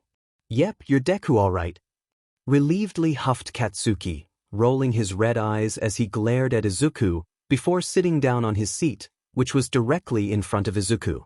Just as people were about to respond, the door slammed open, making everyone stop, looking at it in curiosity, before something hideous, yellow, cocoon shuffled in through the door. Silently shuffling to the teacher's desk, the yellow cocoon slowly turned around, not making a sound, as it turned to face all of the students. "Is he in the right place?" simultaneously thought every single student, since the man cocoon thing looked out of place, and then for the 3rd time that day, the world froze and Izuku was given a choice. Random event. "Sir, this school is a confusing place. Do you need help finding your way out?" B. Remain silent. C. "Sir, do you have the matter baby?" For once, Izuku saw gold, and he was willing to live with the repercussions, even if it meant detention. "Sir, do you have the matter baby?" curiously questioned Izuku. Already a few more active members stopped what they doing and looked at Izuku, waiting to see how the man in a yellow sleeping bag would respond. "What's the matter baby?" confusedly repeated Class 1A's homeroom teacher, Aizawa Shoda, cat lover, pro-hero, but unfortunately he wasn't up to date with ancient memes like his students, and blanched as memories of a friend doing this years back came to his mind, while he watched Midoriya Izuku wink. Izuku's dating Sim's Quirk had given him this confidence, for this brief second of glory. Noting sugar, "How about you?" smoothly replied Izuku. Izuku had never felt so confident before, only for the confidence to leave him as the man's hair floated up, and blood-red eyes to land on Izuku, quenching any confidence Izuku's Quirk gave him. "Congrats for being so funny. +3 relationship to every heroine catalog in the classroom. Everyone, I am Aizawa Shoda, your homeroom teacher. Go to the changing rooms and get into your PE uniforms. We are having a Quirk assessment test." Dryly ordered Aizawa, glaring at Izuku as all of the other students stood up without question, not bothering to ask why. "Midoriya, stay behind, I need a word with you," emotionlessly commanded Aizawa, causing Izuku to freeze, as Katsuki openly grinned at Izuku. Izuku's throat had clamped up, even breathing was difficult, as Izuku realized he had messed up big time. The second the last student, a dual-haired boy, left the room, the door closed, leaving Izuku alone with his teacher, who slowly gestured at Izuku to come closer, and Izuku did so without hesitation. "I don't tolerate jokes like that in the classroom, but I'm informed of your circumstance by the headmaster about your 2 quirks," calmly informed Aizawa, opening up his desk and pulling out a small orange notebook before tossing it at Izuku. "I know a bit of what your quirk, dating Sims, means, and I know it developed 2 weeks ago, as did OFA. That's why I created this for you," lazily informed Aizawa, nodding at Izuku, as the man disposed of his sleeping bag, showing off his black clothing, while Izuku shakily opened up the notebook. "Pay attention. If there is an option to remain quiet, choose it." Blinking at the words written down in bold and underlined, Izuku slowly stared up at his homeroom teacher, who was now walking out the door, and looked back at Izuku, having the largest Cheshire cat smile Izuku had ever seen. "DMN, getting put in place by a guy in his 30s. It felt weird when he used his quirk on us. I was practically shoved in a box inside you head with one for all, and no matter what I tried, I couldn't interact with you. There was only one person, who Izuku knew as a hero, who could do that to Quirk, that could erase them. His homeroom teacher was Eraserhead, an underground pro-hero. Time skip. Adjusting his blue PD uniform as he jogged forward, Izuku could easily spot his new classmates. None of them judged him for his quirk, which they would hopefully never find out about, but they were all unique. The moment Izuku stepped into line, most eyes were on him, each looking at him in silent curiosity, wanting to know why he had been held back. Know this, whoever comes last overall will be expelled. Tiredly explained Aizawa, looking exhausted as he pulled out his phone, as well as a ball, which he threw it at Izuku. Problem child, since you got first in the entrance exam, you can go first. How far could you throw a ball in your previous school? Exasperatedly asked Aizawa, making everyone look at Izuku. Whole Katsuki grinned. 37 meters. Awkwardly mumbled Izuku, trying his best to look anywhere besides his classmates or teacher. Step into the circle, and use your quirk. Dryly spoke Aizawa, watching as Izuku jogged into the circle, gripping onto the ball with his right arm, as his teacher was ready to use his quirk, just in case Izuku did something stupid. I can't use 100%, since that will break my arm, but I need to not come last. Logically noted Izuku, cracking his left fingers by clenching his hand, taking a brief second to look down at his fingers, and grinned in realization. Green electricity erupted around Izuku's entire body, slowly making its way over to Izuku's right ring finger, as Izuku started pulling back his right arm, grinning like a madman, before he swung forward, red veins crossing through his ring finger becoming visible, as Izuku used 100% in just one finger. Rocketing off with a blast, Izuku winched, clenching down on his swollen, purple finger, as it flew through the air, followed by a sonic burst. Everyone clamped their hands over their ears, watching as multiple sonic booms followed the small ball, staring in shock, as the ball continued flying, continuing on for a solid minute before hitting the ground. Slowly, everyone looked at Izuku, who was smiling, holding out his right hand towards Aizawa, showing off a clearly broken finger. I can keep going. Victoriously growled Izuku. His finger was broken in at least 2 places minimum, but thanks to breaking 50 bones before, the pain wasn't as bad. Since I had one for all at 100% while I was throwing it, and not just at the last second, I should do a lot better. Idly mused Izuku, since he had been able to actually launch the ball off at insane speed, watching as Aizawa slowly turned his phone around, showing off the results. 4,183 meters. But for being so awesome, smiling through the pain, +6 aura. Thanks to being a daredevil, you have scored +3 for heroine present, except for Achiko, +9. Izuku, that was so awesome. You gotta show me how you did that. Excitedly squealed the pink-haired girl, who was truly exotic compared to everyone else, as she came barreling up to Izuku, smiling while Izuku slowly took a step back. She was a heroine, and as soon as Izuku realized that, he knew there was no inevitable escape, watching as the world came to a halt, again. I can show you what else I can do if you want. Sure, let's exchange numbers so I can show you some other time. See, can we talk later? Aizawa doesn't look happy that we're holding everyone up. Wow! Sarcastically cheered Izuku, staring at the wonderful options in front of him, one that was clearly a sec reference, the second was blatantly flirting, and the last one was actually decent. Can we talk later? Aizawa doesn't look happy that we're holding everyone up. Hurriedly mumbled Izuku, averting his eyes downwards, clenching his hands as he walked out of the circle, hissing as he did so. Ashido Mina finds you considerate. Ashido Mina route has been unlocked. Now for Izuku, it just felt as if someone's standards has dropped. Either Ashido just found him interesting, or dating sims could exploit the smallest piece of interest in a girl. What? Oh yeah, that was so cool. Furiously mumbled Ashido as she practically glued herself to Izuku's arm, while the odd duo made their way to the sidelines. Ashido Mina, Dancing Queen. Relationship Yin and Yang, 12-100. Description: loud, extroverted, and not the sharpest tool in the shed, Ashido lives each day of life to its fullest, laughing, smiling, and having fun.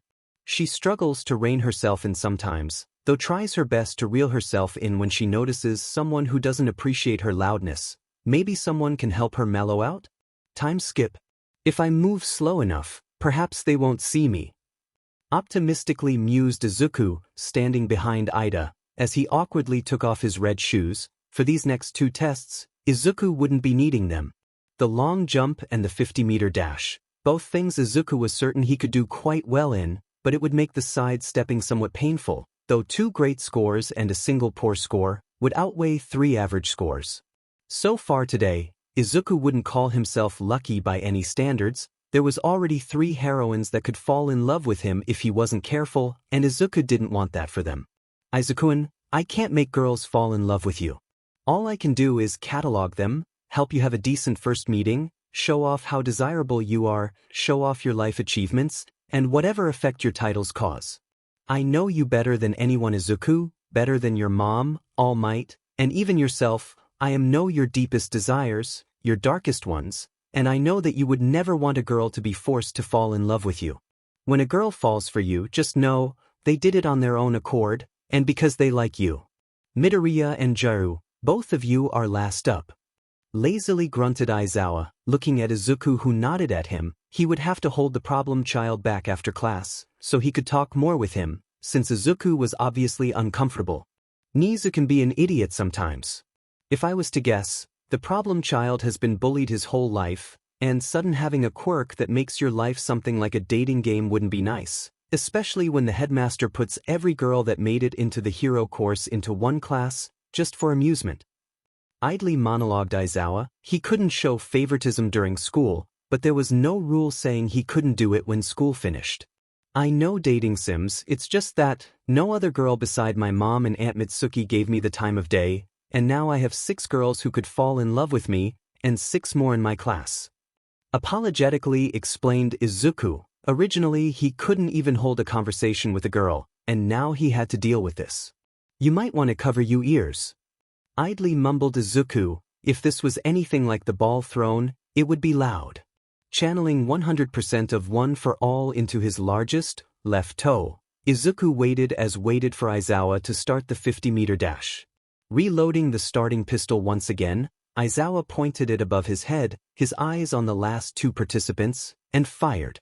The moment the noise reached the 2 participants' ears, Izuku clenched his left toe forward, pushing forward as he did so, feeling his toe explode in pain as the ground cracked beneath him, air being displayed as Izuku went floundering forward with no grace at unmatched speeds. Practically flying over the finishing line, Izuku's face was green from the motion, hurling forward as if he was flung from a catapult. 2.83 seconds. Directly towards a heroine, whose teal eyes were widened in shock, and Izuku watched as both her hands shot forward, expanding in size at a rapid pace, ready to catch them. Slamming into fleshy, strong hands felt like slamming into a wall, except this wall was at least warm, and Izuku hadn't broken a bone. Midoriya, was it? You should be taking better care of your body. One day you could injure yourself, and nobody might be able to help you. Idly chided the orange-haired girl, giving Izuku an older sister vibe, smiling at him as she helped him down, as time came to a standstill. I'll do my best. B. No promises. A hero always puts themselves in front of danger for anyone. C. At least I know I can always rely on you, Kendo. No promises. A hero always puts themselves in front of danger for anyone. Sheepishly chuckled Izuku, flashing the girl his best smile imaginable, already planning on breaking his leg. For acing like an idiot and not caring for your own safety, you have gained the Kendo Itsuka route. Achievement unlocked. The harem route. You can now choose the harem route. Midoriya, if you purposefully break your legs, you'll automatically get last place. Immediately spoke up Aizawa, glaring at Izuku, as everyone present besides Izuku and Kendo started making their way towards the sandpit. Kendo Itsuka, the mom friend. Relationship, concerned observer, 0-100. Description, Kendo Itsuka worries for everyone. She is like the older sister you never asked for. She will dote on those who cause trouble, meaning she gets to know troublemakers quite quickly. Though she isn't shy in telling people her mind when she's worried. For once his quirks catalog didn't mention anything about trying to help her, instead it was the other way around. Do you break your bones on purpose? Curiously questioned Kendo, helping Izuku to hobble over towards the sandpit, Ida was currently holding onto his red shoes, which Izuku was grateful for. Nope, my body can only withstand 5% of my total power before my bones start fracturing from the stress, though I can last a few minutes at 6% before anything happens.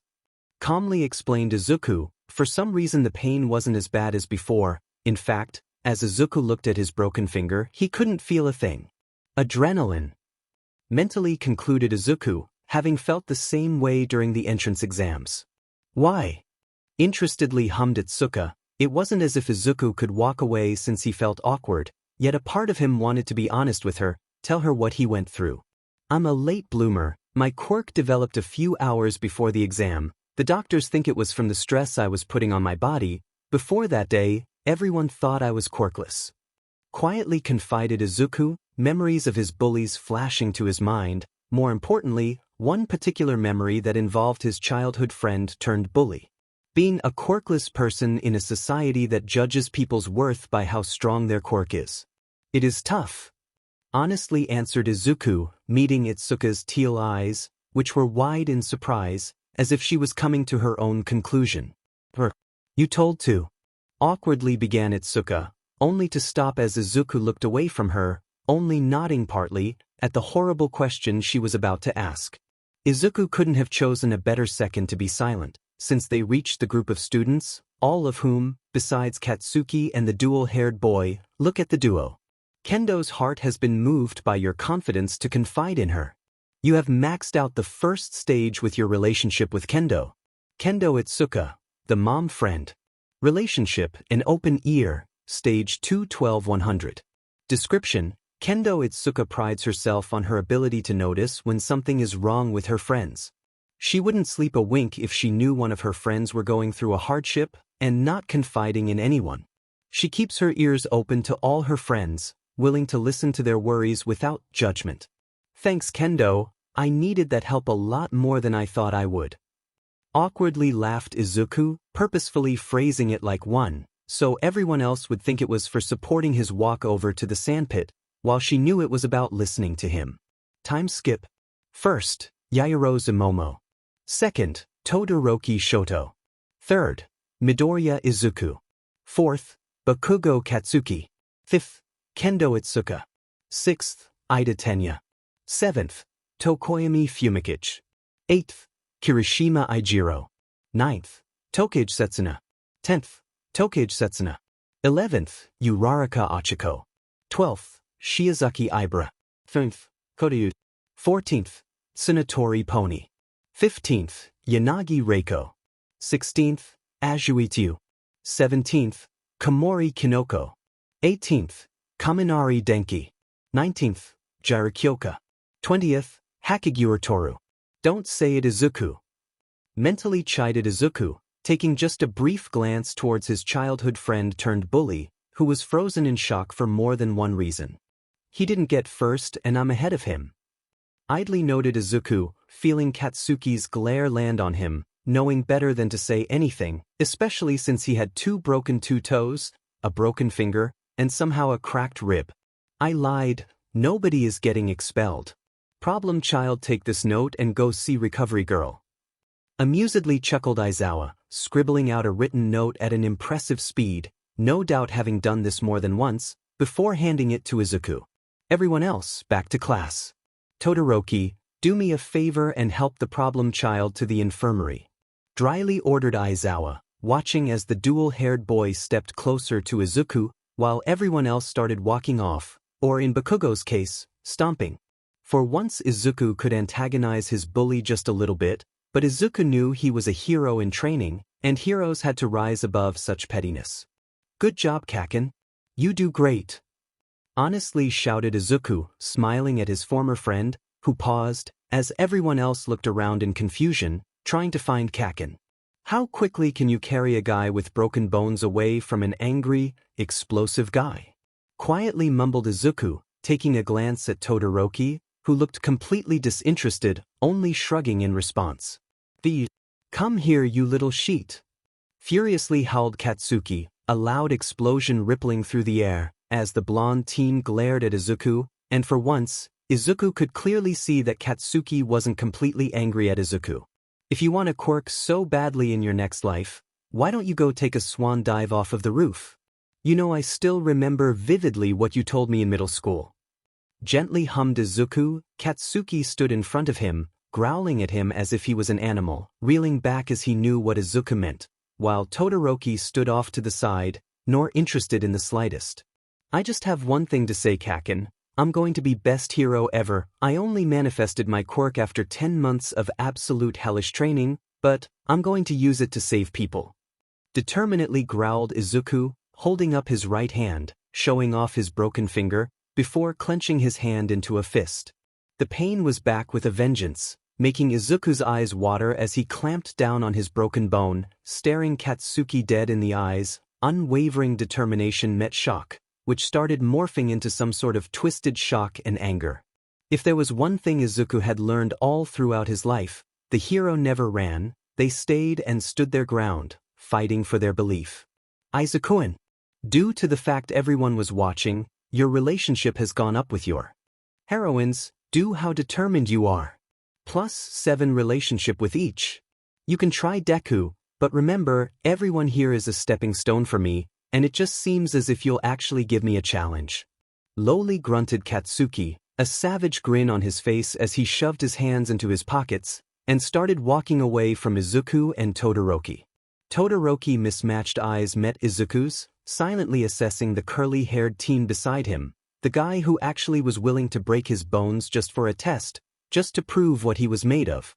Nodding slightly in respect to the curly-haired dating Sims protagonist, Todoroki gently grabbed onto Izuku's right elbow and walked slowly beside him. Time skip. Muha. Lowly huffed recovery girl, her lips smacking off of Izuku's left cheek as a wave of exhaustion hit him. His broken toes, finger, and rib were engulfed in a green aura, as Izuku could feel them mending. 58 broken bones already. Eat a gummy. Nizu will be here to talk to you soon. Idly huffed recovery girl, rolling her eyes as she handed Izuku a bunch of nutrient-rich gummy bears, as Izuku was doing his best to stay alert. That name sounds familiar.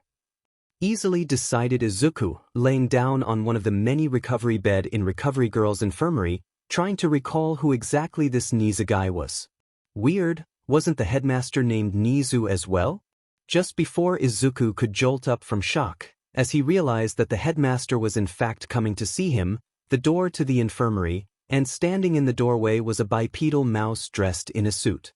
Both Izuku and Nizu was silent, as the latter quietly padded over to the bedridden Izuku, who gulped audibly. Hello Midoriya, I am Nizu. Am I bear, a mouse, or a dog? Do not worry, since I know All Might and his secrets, but what I'm here to talk about is you, and your classroom situation. Cheerfully greeted Nizu, hopping up onto a chair beside Izuku's bed, and actually looked somewhat sheepish for some odd reason. I will admit, I purposely put all those girls into your class, mainly so you can find a way to control your quirk. Calmly explained Nizu, observing Izuku's calm face, which was surprisingly emotionless for a change. So you decided to use innocent girls for my quirk training, without even asking them or me, in other words? Rhetorically questioned Izuku. Izuku wasn't entirely sure what he was feeling at this moment in time, but it wasn't a pretty emotion by anyone's standards. Yes. Simply answered Nizu. He knew what he had done, potentially having put more than a dozen students into an awkward situation, just for some amusement on his part and hopefully helping Izuku out. Can you please leave so I can think? Frostily questioned Izuku, green electricity temporarily racing along his body, his eyes even deforming slightly from the amount of power Izuku had briefly channeled. Certainly, but I do want to say this. There will be a day when you're a hero, and your quirk could latch onto a potential heroine, who could be called a Yandere. I just hope that I can help a student avoid a potentially dangerous situation. Softly informed Nizu, shuffling off of the seat, and started walking out of the door, fully aware that he had most likely burned any bridge that could have formed between himself and Izuku. Dating Sims, can you bring up the heroine page? Politely asked Izuku, waiting patiently for a second, before the page appeared in front of him. Hatsume, the inventor. Relationship, weird-haired stranger, 23-100. Description, a unique girl who has a passion for inventing machinery she calls her babies.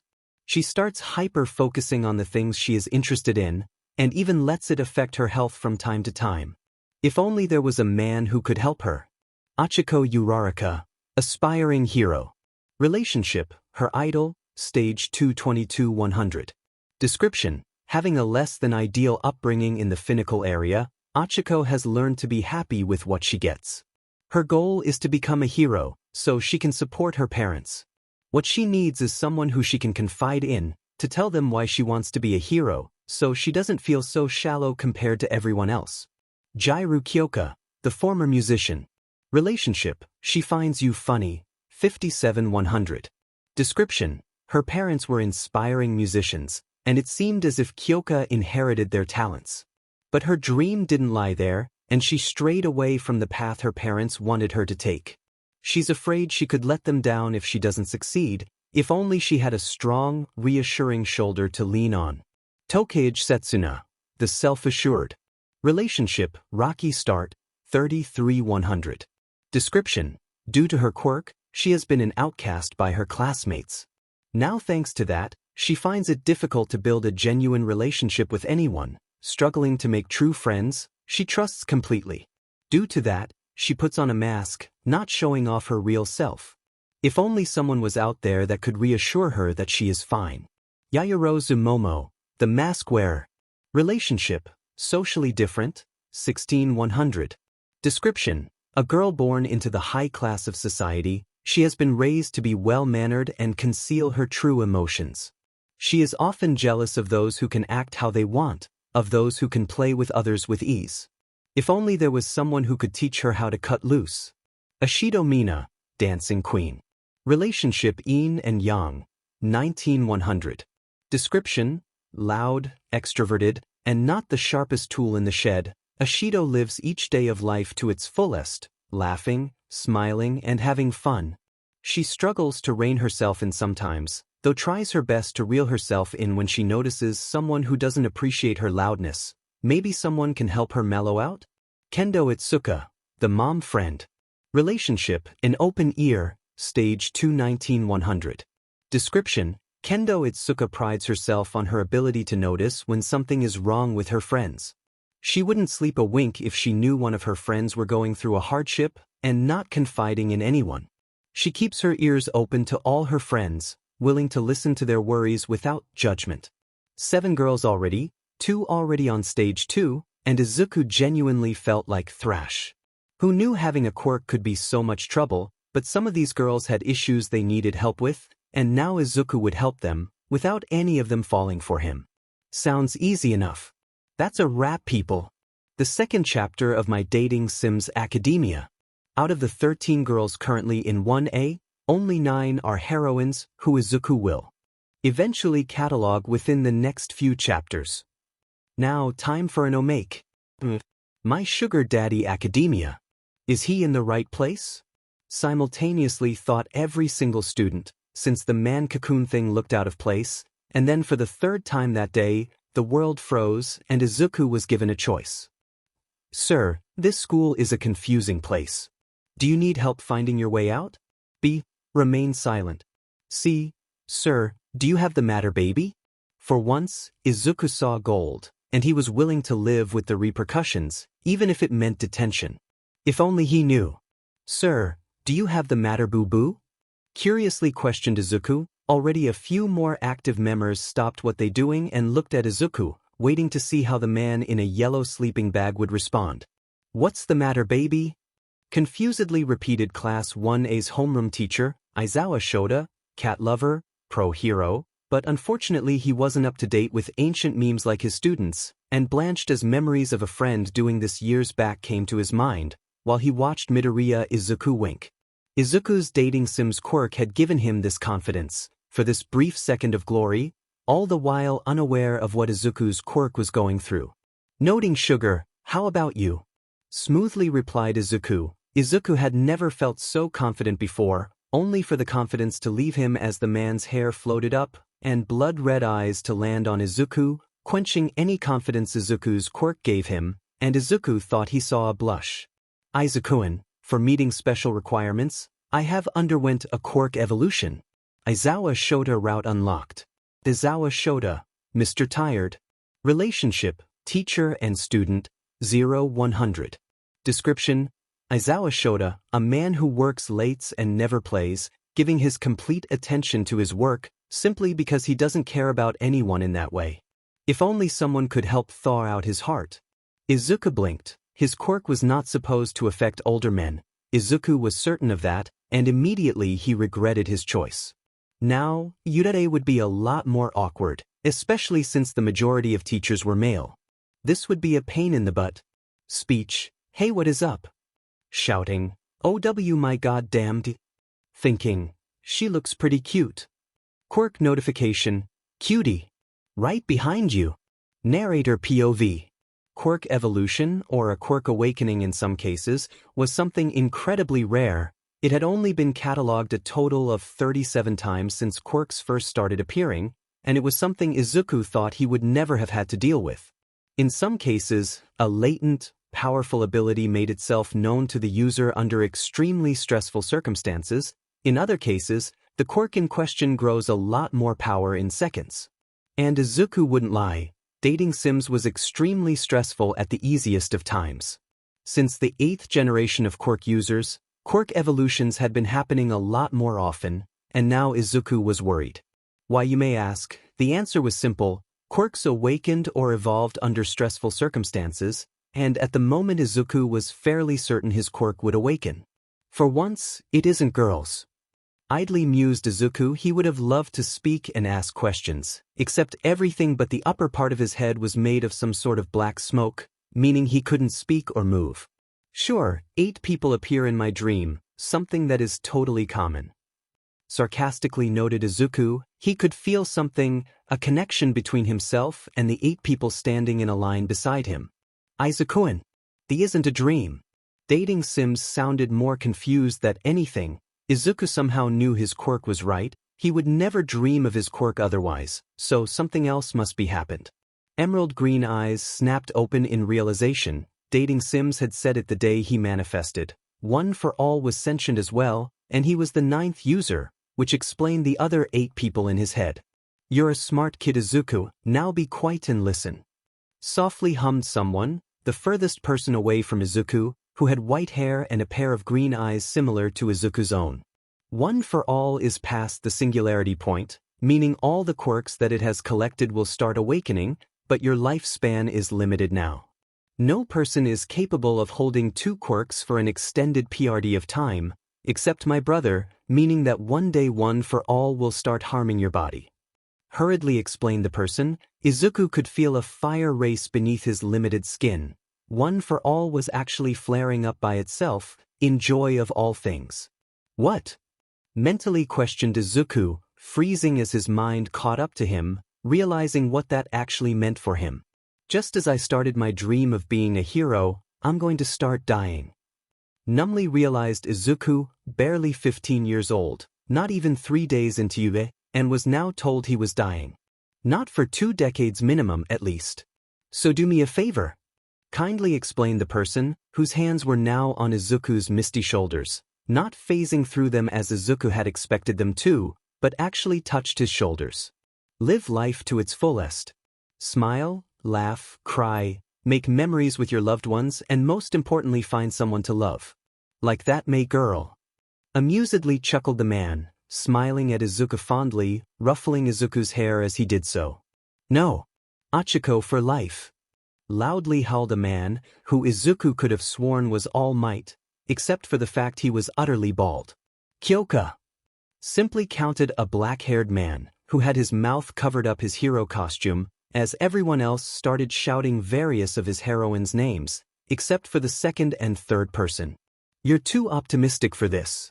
Lowly growled the second person, a man who was concealed in darkness, and all Izuku could see was pointy hair that would refuse to do what it was told to do. Then Izuku blinked. That man. He looked familiar. Location change.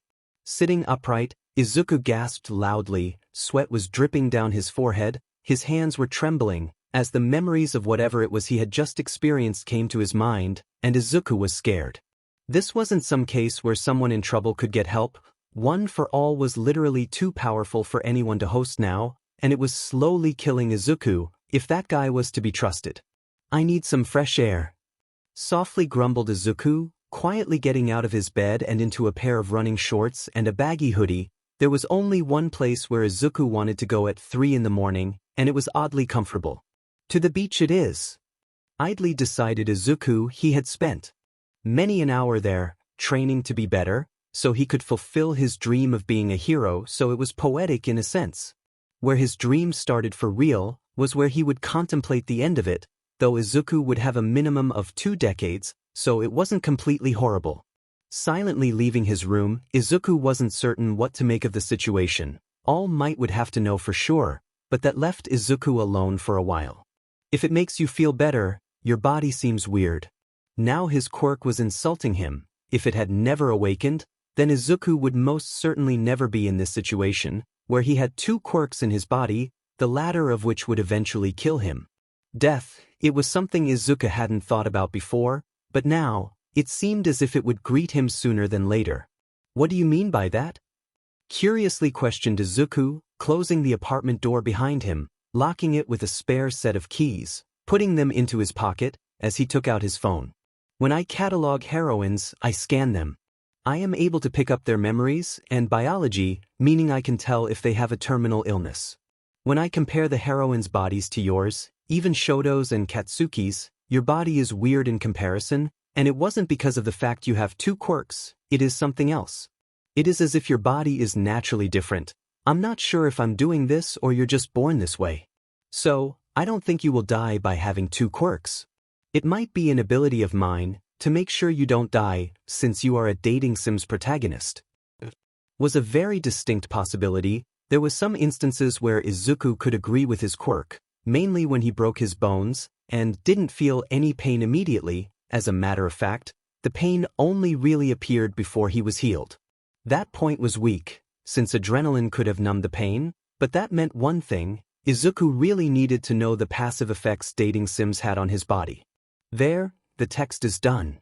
Softly mumbled Izuku, shoving his phone back into his hoodie's pocket, and started walking, letting the cold night air cool him down from his vision, which honestly terrified Izuku. I doubt All Might is awake, but he will see it in the morning. Softly hummed Izuku, closing his eyes as he walked. The directions to the beach was practically muscle memory at this point, so Izuku wasn't concerned as he walked with his eyes closed. Focusing on the burning inferno beneath his skin, that was one for all, Izuku could feel the raw power in it, the power to destroy so much with one punch, the power to change the weather, and so much more. A taut rope tugged at his gut, making Izuku roll his eyes beneath their eyelids, as he continued sauntering forward, heading to the beach where the heroine was. It felt familiar, most likely one of the girls from his class, who he managed to avoid cataloging, and for once, Izuku didn't care if his guess was accurate. The girl was at the beach at 3 in the morning, doing who knows what, so Izuku decided to join her. Walking to the beach was peaceful, his phone didn't make a noise, no cars drove by, and it was completely silent, letting Izuku think as he walked towards the heroine. Replaying his conversation with the green-eyed man, Izuku chewed the inside of his cheek. He would be awakening 6 new quirks in the future, all of them being charged into a completely new state, thanks to One for All's stockpiling aspect. Rolling his eyes, Izuku would need All Might to do the next piece of work, to create a list of all of the previous holders of One for All and their quirks, so Izuku wouldn't be surprised by what would come. Focusing on One for All, Izuku could feel the intense inferno of power that could only be compared to a star within him, and then started trying to get beneath the surface of the quirk's power, trying to find something that could give him some hints. The taut rope around his gut tugged once again, forcing Izuku to stop his investigation, looking at the direction of where the rope had tugged him, which was where the lone person on the beach was standing. Millions of grains of sand flew around her pale features, which were barely illuminated by the moonlight, her silver hair shining, being brought out by the darling settings and peaceful night.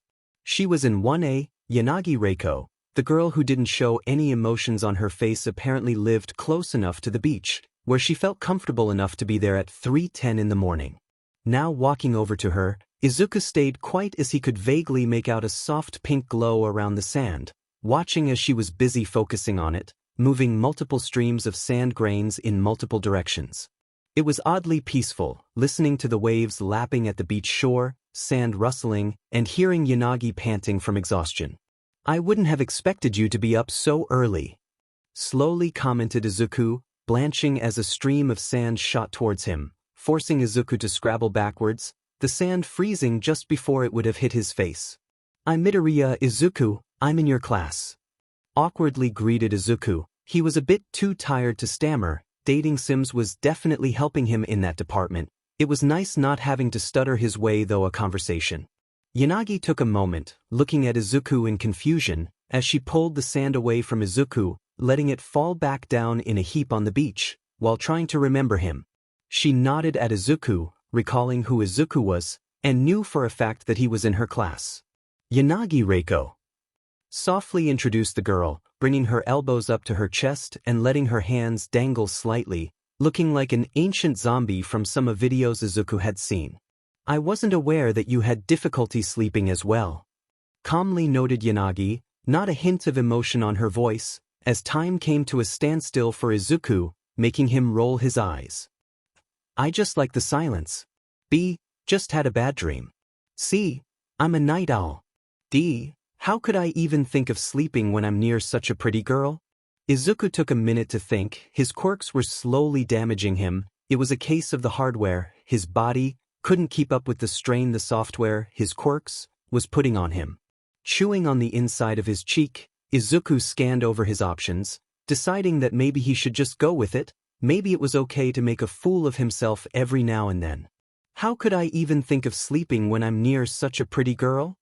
curiously asked Izuku, winking at Yanagi as the green-haired teen sat down on the sand, bringing his knees up to his chest, while he winked at the girl. "So what are you doing up so late? Or is it early?" Confusedly mumbled Izuku. He wasn't sure when it started becoming late in the night or early in the morning, but it seemed appropriate to ask. For once, the confidence dating sims gave him didn't surface. This time it was all Izuku. "I cannot claim to understand why you flirt with me, but I appreciate your kind words, Midoriya," idly answered Yanagi, slowly shuffling over to Izuku, sitting down on the sand nearby, a solid foot away from him though, but she seemed comfortable.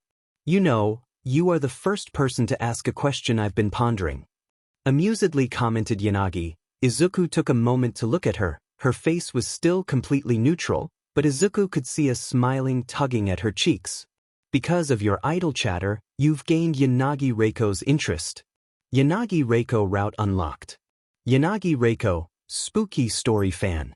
Relationship, midnight companion, 0-100. Description: Yanagi Reiko, a fan of all things spooky and things that go bump in the night. She loves it when her heart starts pounding in excitement and fear, so perhaps you can become the thing that makes her heart start pounding whenever she sees you? Great minds think alike, as they say. Softly chuckled Izuku, smiling at Yanagi, as he lazily started pulling upon the power of One for All, trying to at least get a feel for the quirk. "So, what are you doing out so late?" curiously questioned Izuku. He had seen Yanagi using her quirk, but he was curious to know what her quirk was, though he didn't know some of the basic aspects of her powers.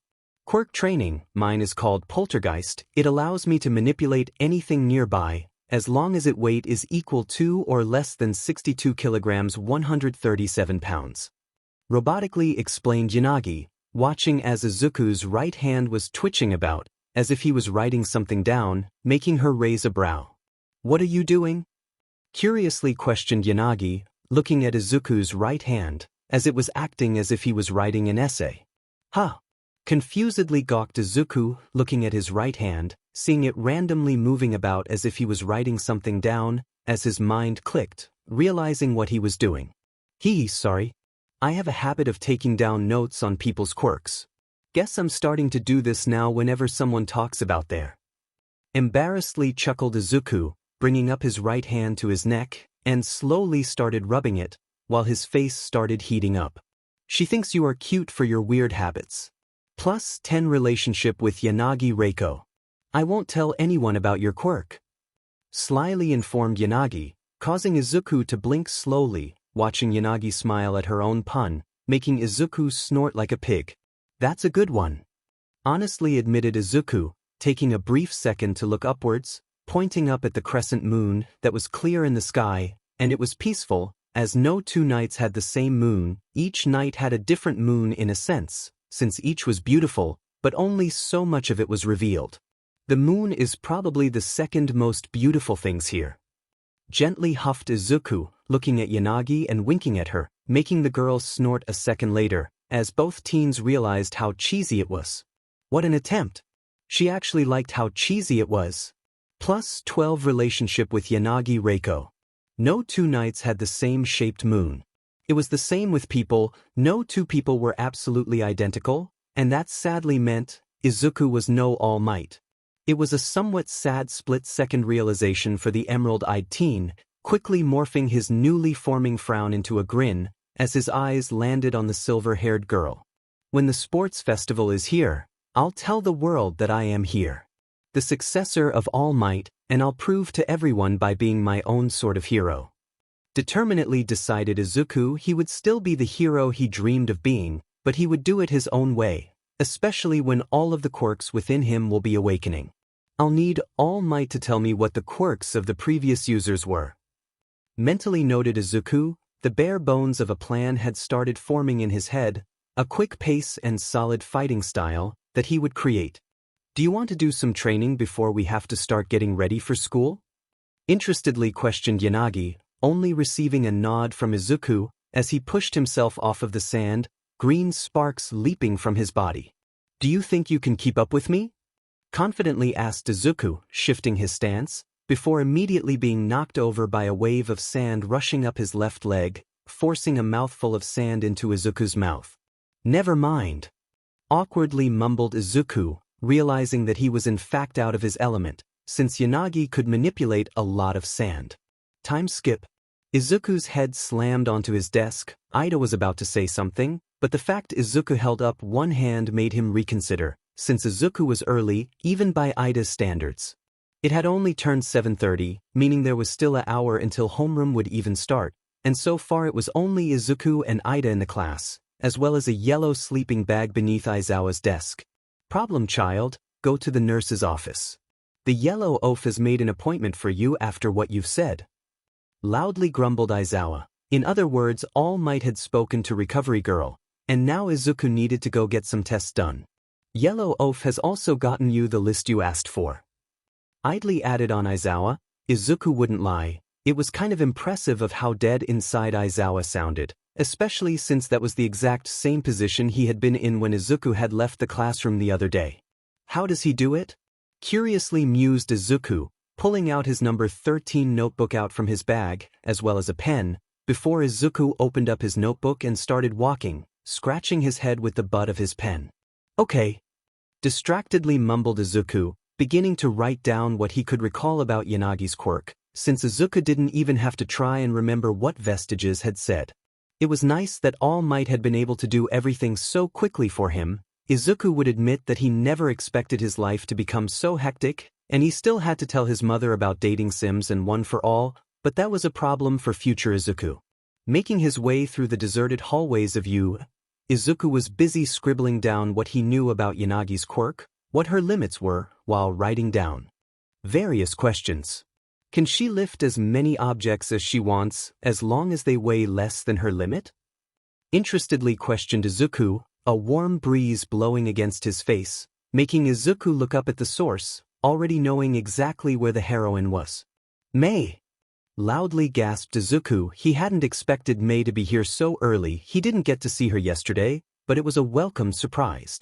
You really don't care about formalities, do you? +7 relationship with handsome May. I see. You're in quickly.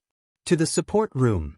Excitedly squealed May, throwing herself at Izuku, her hands squeezing Izuku's biceps, as if she was curious about them, unaware that she was making Izuku blush. I can't. Meekly mumbled Izuku, putting his pen in his notebook and closing it up, only for May to snap it away a second later, rapidly flickering through the contents of the notebook, before a grin started forming on her face. I've to go to Recovery Girl, so could I have my notebook back? kindly asked Izuku, holding out his right hand, since Mei had zero reason to keep his notebook. She wasn't a bully, she was just weird. Nope.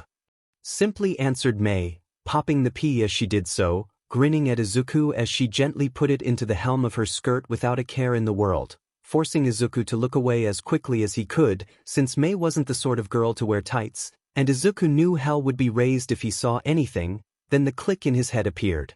Photo added to gallery. The accidental flash. Just hand it back to me at lunch, I need to run.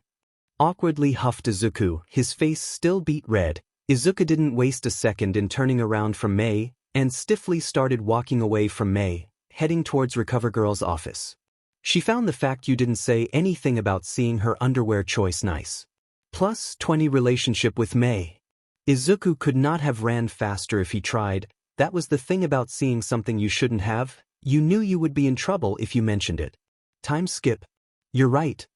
Grimly concluded Recovery Girl. The entire examination procedure had only taken 40 minutes in total, and only 5 for all of the results to be printed and made sense of, though Izuku wouldn't lie, it had felt like hours.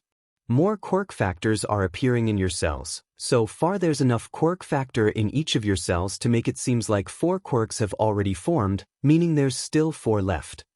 Idly explained Recovery Girl, 2 of the quirk factors had been identified in an instant, 1 for all and dating sims, but that was the good news.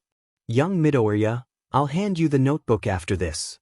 Worriedly spoke All Might, currently in his skinny form, and the oversized suit on him almost made Izuku laugh. Except the green-haired dating sims protagonist was just a little bit preoccupied. Now for the news I hadn't been expecting. Honestly huffed Recovery Girl. Izuku blinked. Even Izuku, the socially awkward teen, could identify the amazement in Recovery Girl's voice. You aren't dying from what I've gathered so far. You are being internally damaged by One for All at a very slow rate. It would take decades before you even started noticing it, but your body is weird. It is as if the damaged cells in your body duplicate, only the damaged is repaired and the cell in question has grown stronger. Uncertainly explained Recovery Girl, causing both Izuku and All Might to blanch. They both had been expecting something a lot more grin. What do you mean by that? Confusedly asked All Might as Recovery Girl slid out of her chair, waddling over to a remote and pointed at a TV in the corner, before turning it on. This is just a projection based off of the data, but the more research I do, the more accurate this should be. Casually explained Recovery Girl, a small smile on her face, as green sheets appeared in front of Izuku's eyes. Izuku-kun, I think I know why you aren't dying. It is because of me. You are a dating sims protagonist. That definitely explained everything. It was as if all of Izuku's issues were solved now. But that would be a lie.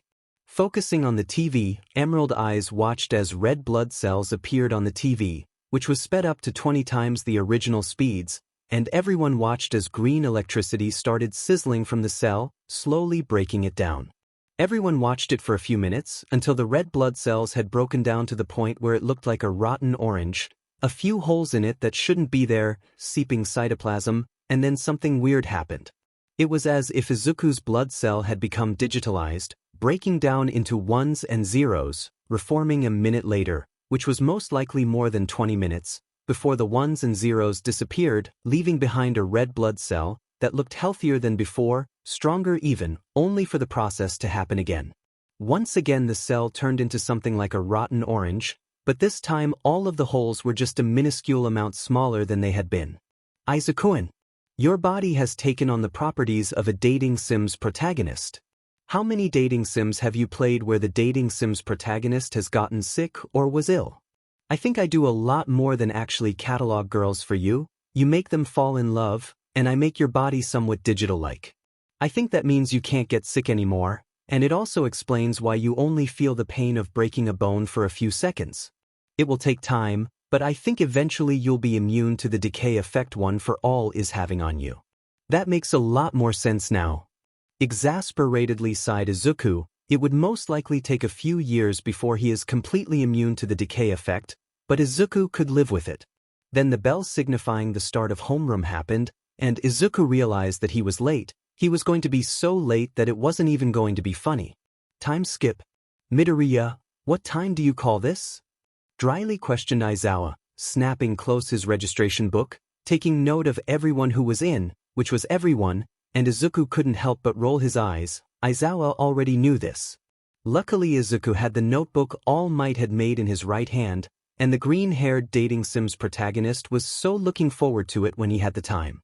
Staring at his teacher, both were silent, but knew why Izuku was late, and Aizawa was doing this to get a rise out of Izuku. Let's make an excuse. Sorry sir, but I got lost on the road of life. B, a black cat.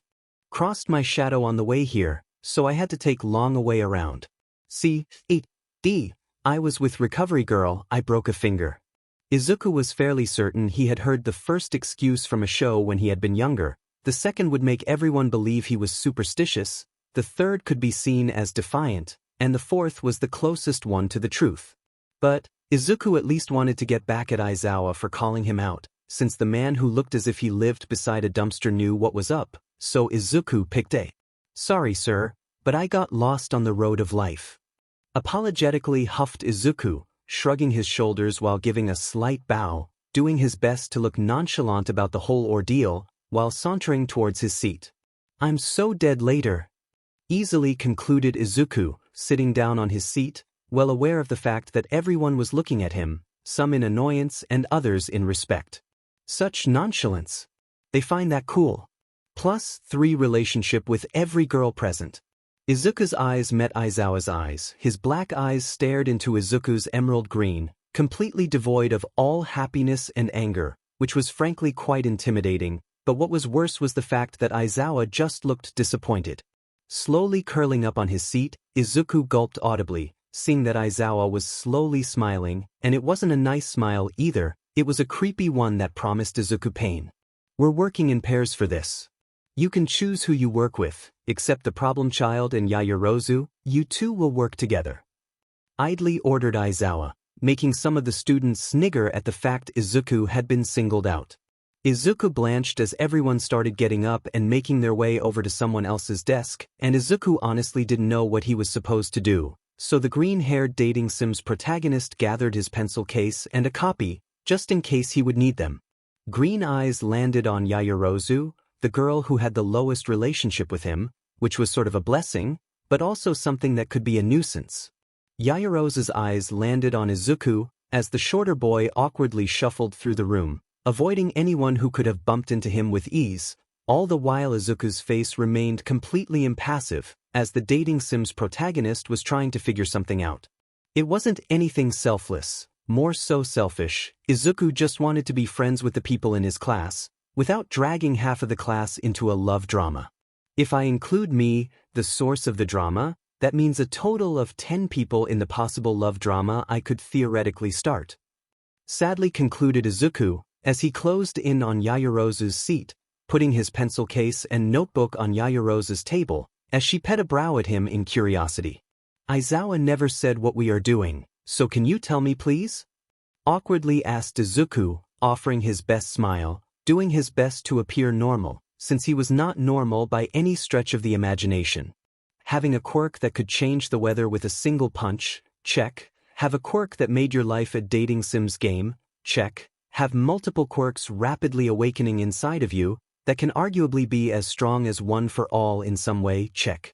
What made matters worse, One for All was slowly getting stronger each day. It wouldn't be noticeable for months, but eventually Izuku's 5% would be equal to 6%, and All Might had theorized that his 100% would be equivalent to Izuku's 90% currently, but that difference would increase with time. Yes. Aizawa wants us to get to know each other, since we'll be having a heroic training exercise after break. Happily explained Yaoyorozu, looking at Izuku, whose eyes were slowly shining in glee for some reason. That means talking about our quirks. You can go first if you like. Politely added Yaoyorozu, who was utterly confused by the fact Izuku looked giddy when she mentioned quirk. My quirk is energy stockpiling. I slowly stockpile energy in my body, which I can use to enhance myself with. It gets stronger by itself over time, but my body has to be trained regularly in order to handle a mere fraction of its power. Hurriedly explained Izuku, that was basically One for All, a stockpile quirk, that did get stronger over time. Now all I have to do is explain each quirk as they come up. Logically concluded Izuku, which should hopefully be easy enough to explain, especially if they were energy-based. My quirk is creation. I can create anything I know the chemical formula for, though it requires lipids to do so, and the larger the object, the more time and energy it takes to make. Casually explained Yaoyorozu. She honestly didn't expect Izuku to get what that meant. Most people understood the basics of what her quirk was capable of, and that was it. So you could create weapons created out of diamonds, which would bolster the weapon's endurance? Rapidly questioned Izuku. The barest hint of one for all being active sparked free from Izuku's hand, as his body was writing down his thoughts on Yaoyorozu's quirk. Does that mean you can organic parts as well? Or can you create inorganic stuff? Hurriedly added Izuku, his hand a blur, as he began solely focusing on the girl in front of him and what her quirk meant. I can only create inorganic materials, but I'm able to create some things that come from various organisms, like ethanol from corn. Excitedly spoke Yaoyorozu, mentally cataloging the idea of diamond creation Izuku had given her, while her view on Izuku's slowly changing, since he was a lot smarter than he came off as.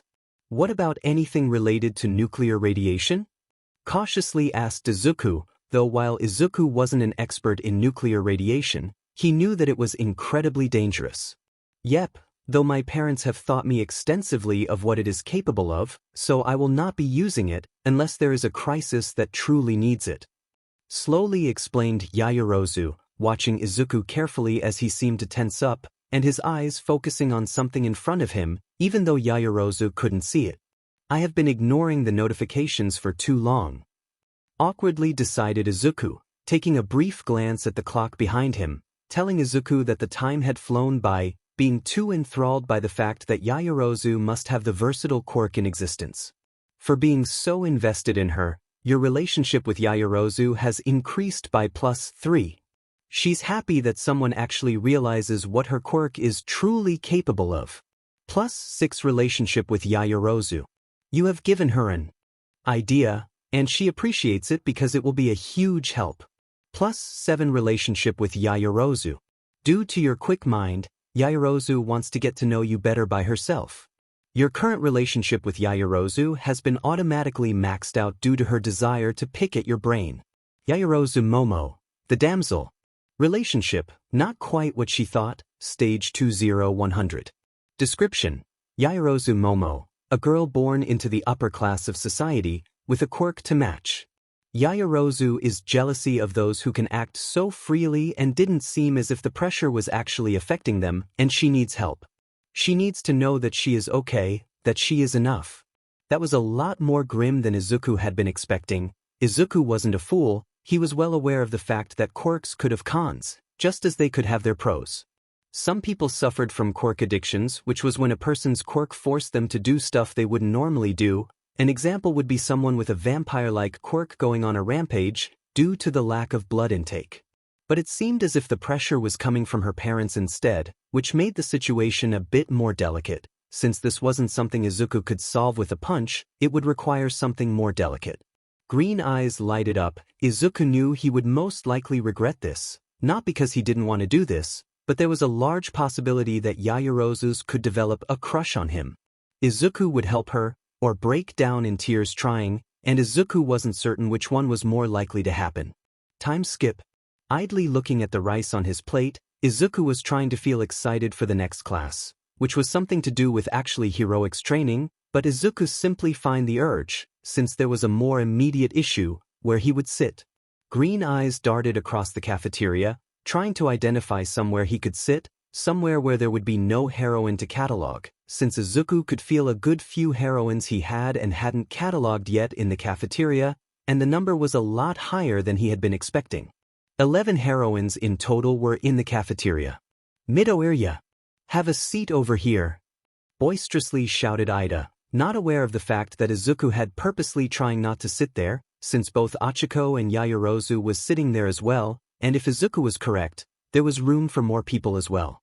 It seems he hasn't heard me. I shall go over to him and ask, since it is quite loud in the cafeteria. Cheerfully announced Ida, oblivious to the fact that Izuku was slowly dying inside, since a lot of people were slowly looking at him. It was as if the Grim Reaper was coming towards him. Izuku didn't know why, but he instinctively knew that this lunch break would feel a lot longer than it had any right of being. Robotically, Ida marched over to Izuku and started to gently guide his green-haired friend towards the table, smiling as he did so, since Ida was happy to have such friends. Ida has to learn how to read a person's mood. Immediately decided Izuku, well aware of the fact that he might be smiling. It wasn't because he was happy, it was from the fact he was still trying to comprehend how oblivious Ida was. Hello Yaoyorozu, Ochako and Ida. Thank you for inviting me. Politely greeted Izuku, giving a small bow towards his friends. All that was missing was Itsuka, and then he would have had all his friends at the same table. There is no need for thanks, Midoriya. You are a friend, so of course I shall help you. Pleasantly informed Ida, shuffling around, so Izuku was sitting beside Yaoyorozu and Ochako, while Ida sat on the opposite side of the table, smiling as if he had done something impressive. Oh yeah, Ida, call me Izuku, we are friends after all. You too, Momo. Idly commented Izuku, his mind catching up to what he had just said, and Izuku wanted nothing more than to slam his head on the table and disappear. Why do I not think before I talk? Mentally berated Izuku, his green eyes catching sight of both Momo and Tenya, both of whom looked somewhat surprised by the request. For being so casual, +5 charm. Charm, 30. Intelligence, 14. Aura, 44. His stats were getting a lot higher, yet they were clearly lopsided. I mean Izuku. I am honored that you think we are such good friends. I shall gladly use your name, and you have to do the same. Proudly declared Tenya, his arms swinging around wildly, which Izuku assumed to be some habit in order to express his emotions. +3 relationship with Momo. Ahem, what do you think our first heroic training class will consist of? Curiously questioned Momo, smiling at her group of friends, with a small blush on her face, which was most definitely from embarrassment. Izuku would have loved nothing more than to answer Momo's question, even if it was to distract him from the amount of heroines nearby, but a notebook hovering in front of his face made him pause, as well as something soft resting against the back of his head. Slowly blinking, Izuku realized it was his notebook that Hatsum had borrowed from him, and now that it was in front of him, it meant she was done with it. Then Izuku's teenage brain concluded what the large, soft things behind his head were. Melons. Mentally decided Izuku, there was no other logical explanation for it. Tenya looked a bit embarrassed, Ochako just blanched, and Momo looked confused, and surprisingly, Izuku wasn't a bubbling mess. Thanks for returning my notebook, Hatsum.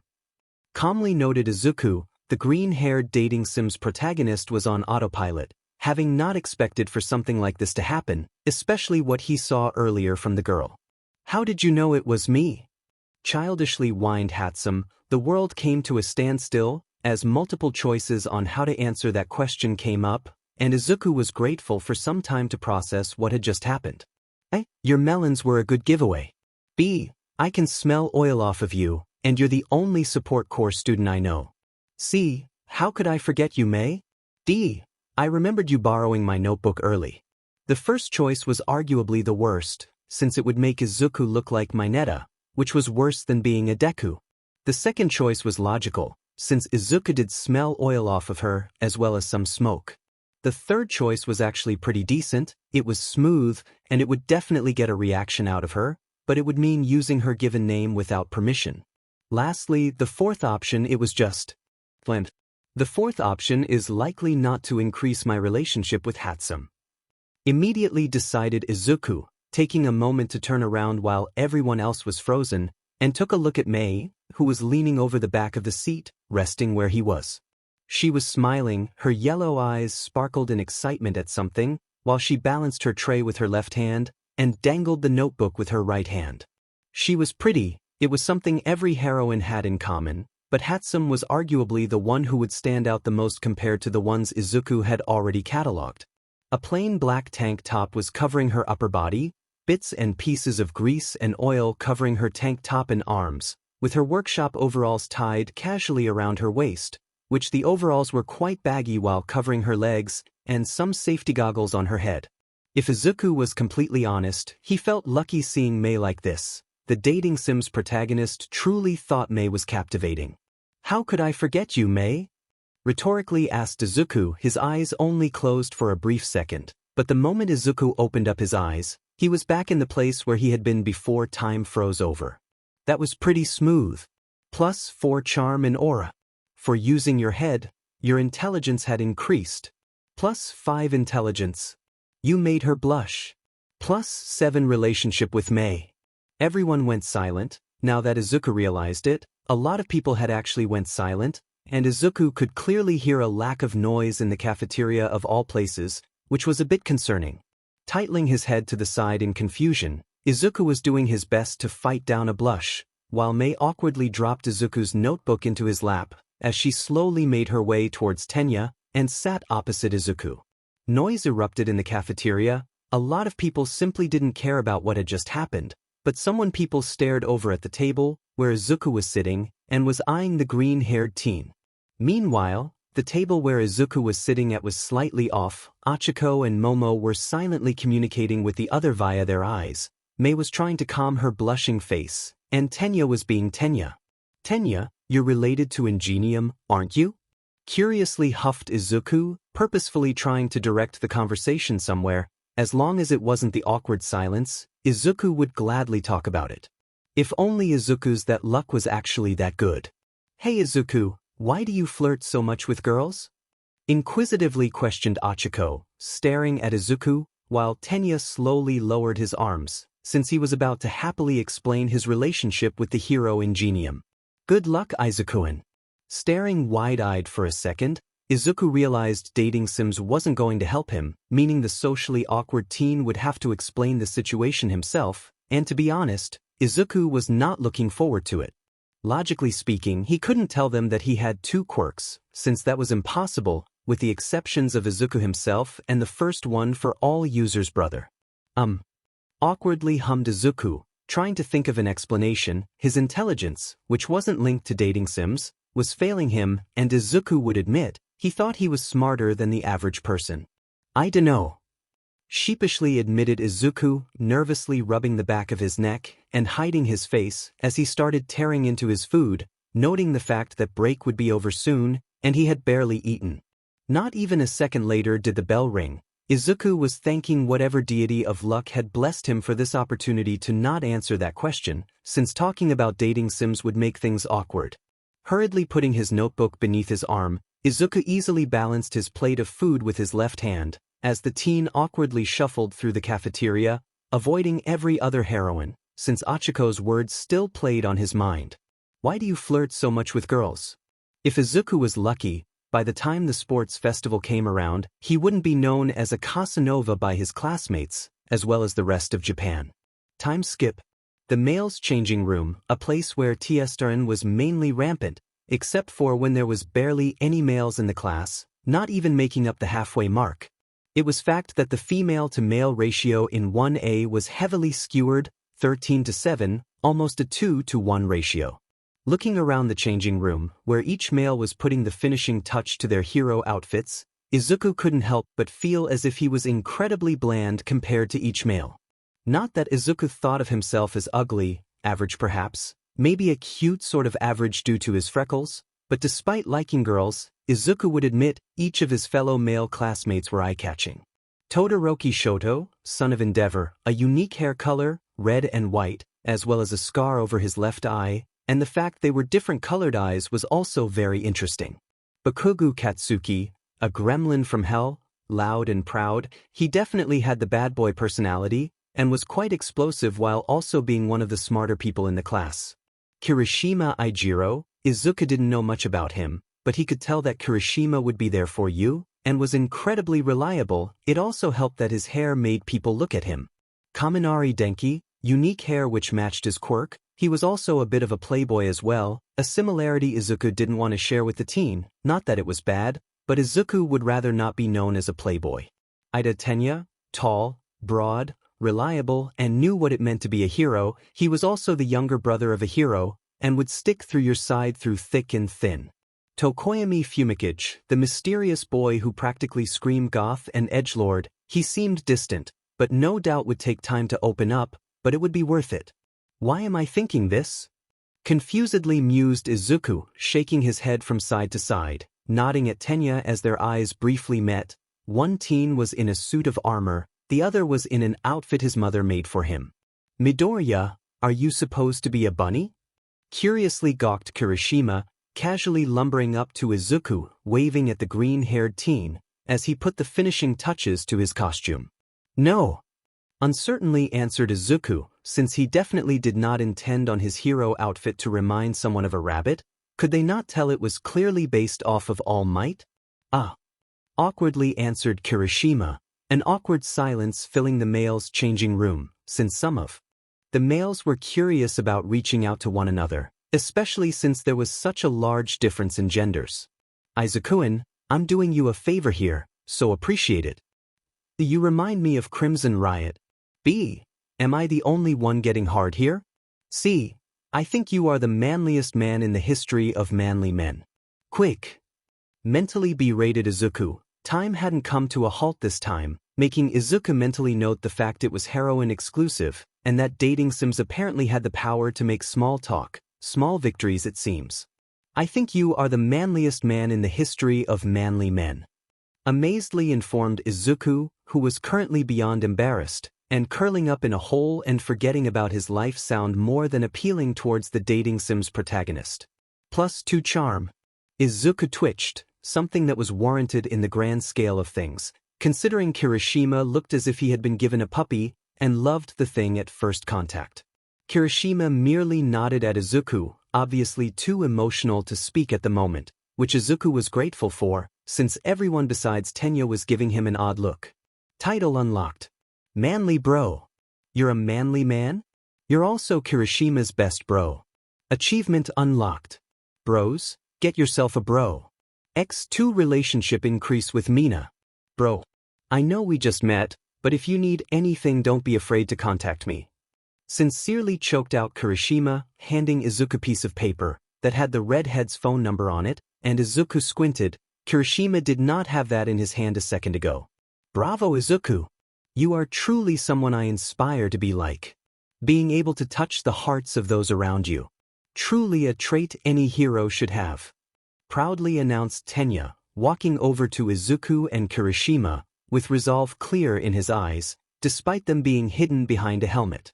If it makes you feel better, if Katsuki was a heroine I'd have to make a negative stage now. Sheesh, he practically screams danger. If I break a bone, then maybe I can leave. Sophisticatedly concluded Izuku, nodding to himself at the brilliant idea, just before a soft rustling sound reached Izuku's ears, making the green-haired teen slowly look towards the source. It was a wall that separated the males from the females, and there was noise coming directly from the other side of it, truly suspicious, but it wasn't as if girls were spying on them or anything. She finds your kind words to Kirishima reassuring. +3 relationship with Mina. X2 +6. Mina. Awkwardly screeched Izuku, feeling the necessary urge to put both of his hands over his groin, turning away from the wall as he did so, unaware of the fact that everyone present rose a brow in curiosity. Time skip. Ah, marvelous. Simply marvelous. They do say the clothes make the hero. And you, my students, definitely look the part. Boisterously chuckled All Might, who looked quite pleased with himself, trying to hide his full-blown laughter ever since he had seen Izuku. Hey dating sims, how could you tell that Kaken was dangerous? Curiously questioned Izuku, tuning out All Might somewhat, though he was still aware of the fact that this hero exercise would consist of 2 sides, hero and villains, with 10 teams in total, 5 would be heroes and the other would be villains. The same way geese know how to fly in a V formation instinct. It also might help to know that I've realized that I'm kinda messing with the new quirk factors within your body. I'm trying to assimilate them inside of me, so your body will adapt quicker and hopefully not die from the sheer stress being out upon it. If it makes you feel better, I'm currently 6% done with one quirk, I haven't even touched the others at this point. The quirk I'm done with is called Danger Sense, it detects danger nearby you. For the first teams to enter the building. May the heroes, Midoriya Izuku and Tsunotori Pony wait outside the building, while the villains, Todoroki Shoto and Bakugo Katsuki enter the building. Happily declared All Might, unaware of the fact that Izuku was frozen still for a few reasons, and only one of them could be seen as somewhat good. The good one was that dating sims was assimilating the quirk factors inside of him, which now gave him a limited and weaker version of danger sense, which was nice. Then the bad things were, the fact he was paired with a heroine he hadn't catalogued yet, and he and Tsunotori had to fight the two strongest people in the class. Shakily looking about, emerald green eyes met ruby red, a sickeningly pleased grin slowly started spreading across Bakugo's face, making Izuku gulp audibly while nervously adjusting the mouth guard of his costume, which looked similar to a smile. Breaking the stare off, Izuku took a look around the gathered class, meeting Todoroki's indifferent stare, as if the dual-haired teen was merely staring at a bug. Hello! Uncertainly greeted a girl, making Izuku leap slightly. Time was slowly coming to a halt, as Izuku's focus landed on his partner, Tsunotori Pony, whose uncertain look made Izuku gulp, again, before time stopped. Hello! Midoriya Izuku, reporting for duty. B, you ready to get all sweaty and bothered? C, you are Tsunotori Pony, yeah? D, your horns are really cute. Just when I thought that things were looking my way. Wearily sighed Izuku, his quirk was starting to help him by healing his body and absorbing the various quirk factors within one for all, and then it pulls stuff like this. That's a wrap, people. As you can see, I am sticking with what the manga says about one for all users having an original quirk along with OFA, which slowly kills them due to the strain on the body, or something like that. I'm still uncertain how long this FIC will be, since I'm still finalizing all of the heroines, and there is the possibility there'll be more than 13, the original amount I specified on, though there would not be many more. The update schedule, as I have decided, will be monthly, but I cannot guarantee, since I'll be starting college and my life will be more hectic than normal. Next chapter, I will hopefully have a list of all the heroines who will be included. Make the DLC. I have successfully downloaded the DLC. Izuku did not like what he just read, since he most certainly did not ask for anything to be downloaded, nor did he know that dating sims could be download anything. Against his better judgment, which Izuku seemed to be going against a lot, the green-haired dating sims protagonist wearily pressed down on the fridge. Now I can catalog everyone who has a think for small, green-haired, cute people. Please give me a moment to pull up all of the data. An uneasiness settled in Izuku's gut. This was the first time he had ever seen dating sims underline something, which meant that it must be extremely important. Gulping at the thought, Izuku mentally braced himself for something that would most likely make him cry. Bakugo Katsuki, childhood friend. Relationship, and notice me. Baka. Stage 412-100. Description. The childhood friend who's a tsundere, who was confused since early childhood about the feelings he felt towards useless Deku, so that was why he bullied him, to get his attention. Now, Kaken doesn't know what to do, since he assumes you hate him. Kirishima Ijiro, bro. Relationship, bro, close your eyes and tell me what you see, 'cause that's what I feel without you. Stage 337-100. Description, brothers before hoes. That is incredibly long relationship description. Awkwardly noted Izuku, his mind had shut off his emotions, since that was the only thing keeping him fainting from the shock of this revelation, not that he didn't appreciate the feelings sent towards him. Izawa Shiyuda, teacher. Relationship, student and teacher, 83-100. Description, Izawa Shota, a man who works late and never plays, giving his complete attention to his work, simply because he doesn't care about anyone in that way. If only someone could help thaw out his heart. Why did the last one seem vaguely familiar for the green-haired dating sims protagonist?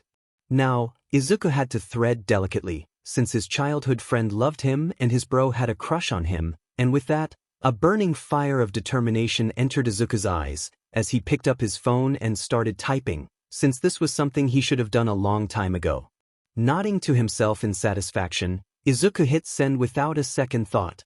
Nizu would understand, arranging the classes so Izuku could learn how to control his quirk in that way was cruel. I'm quitting U.A. loudly shouted Izuki, hearing a loud thump come from the kitchen a second later. Author's notes. As I said last chapter, I would make a list of all of the heroines who will be after Izuku.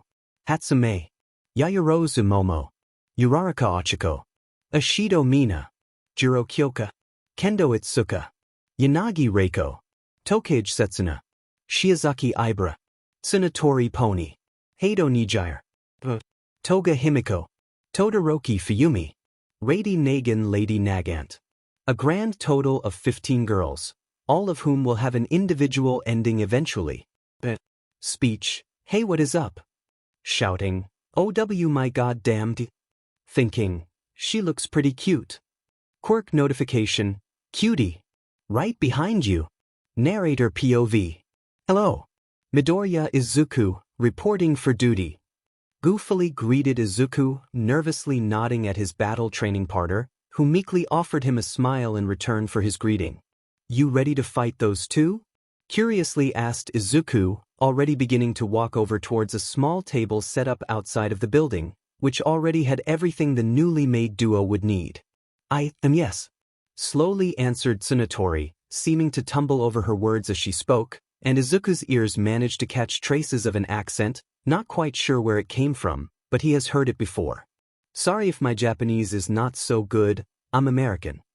Shyly mumbled the girl, then it clicked in Izuku's mind, the girl's accent reminded him of the accent All Might after he came back from America.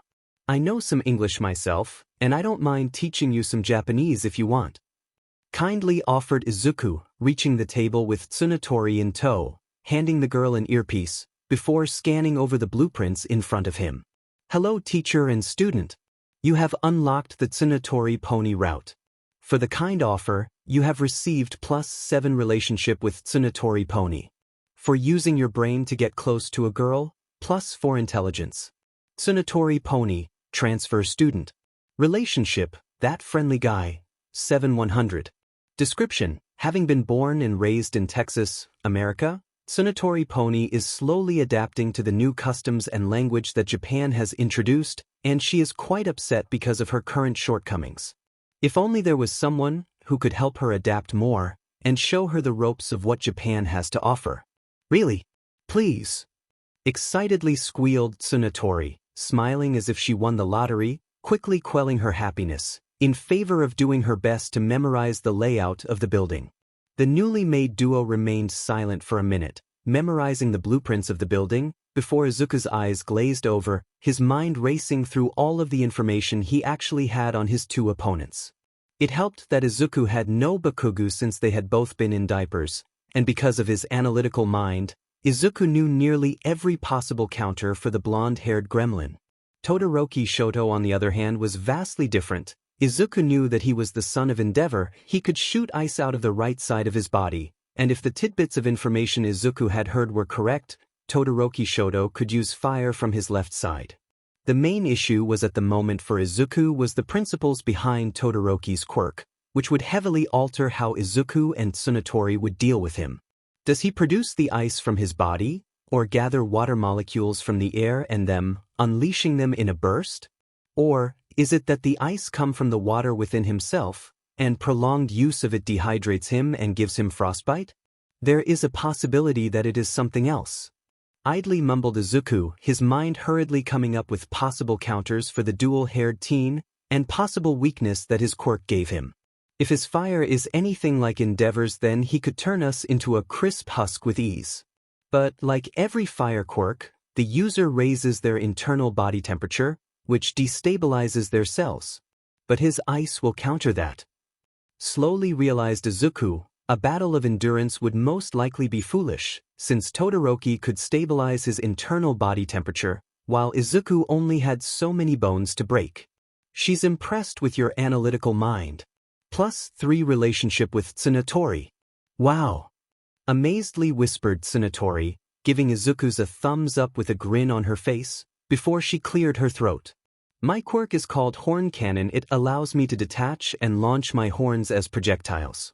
I can fire off several horns in succession, and a new set regrows almost instantly.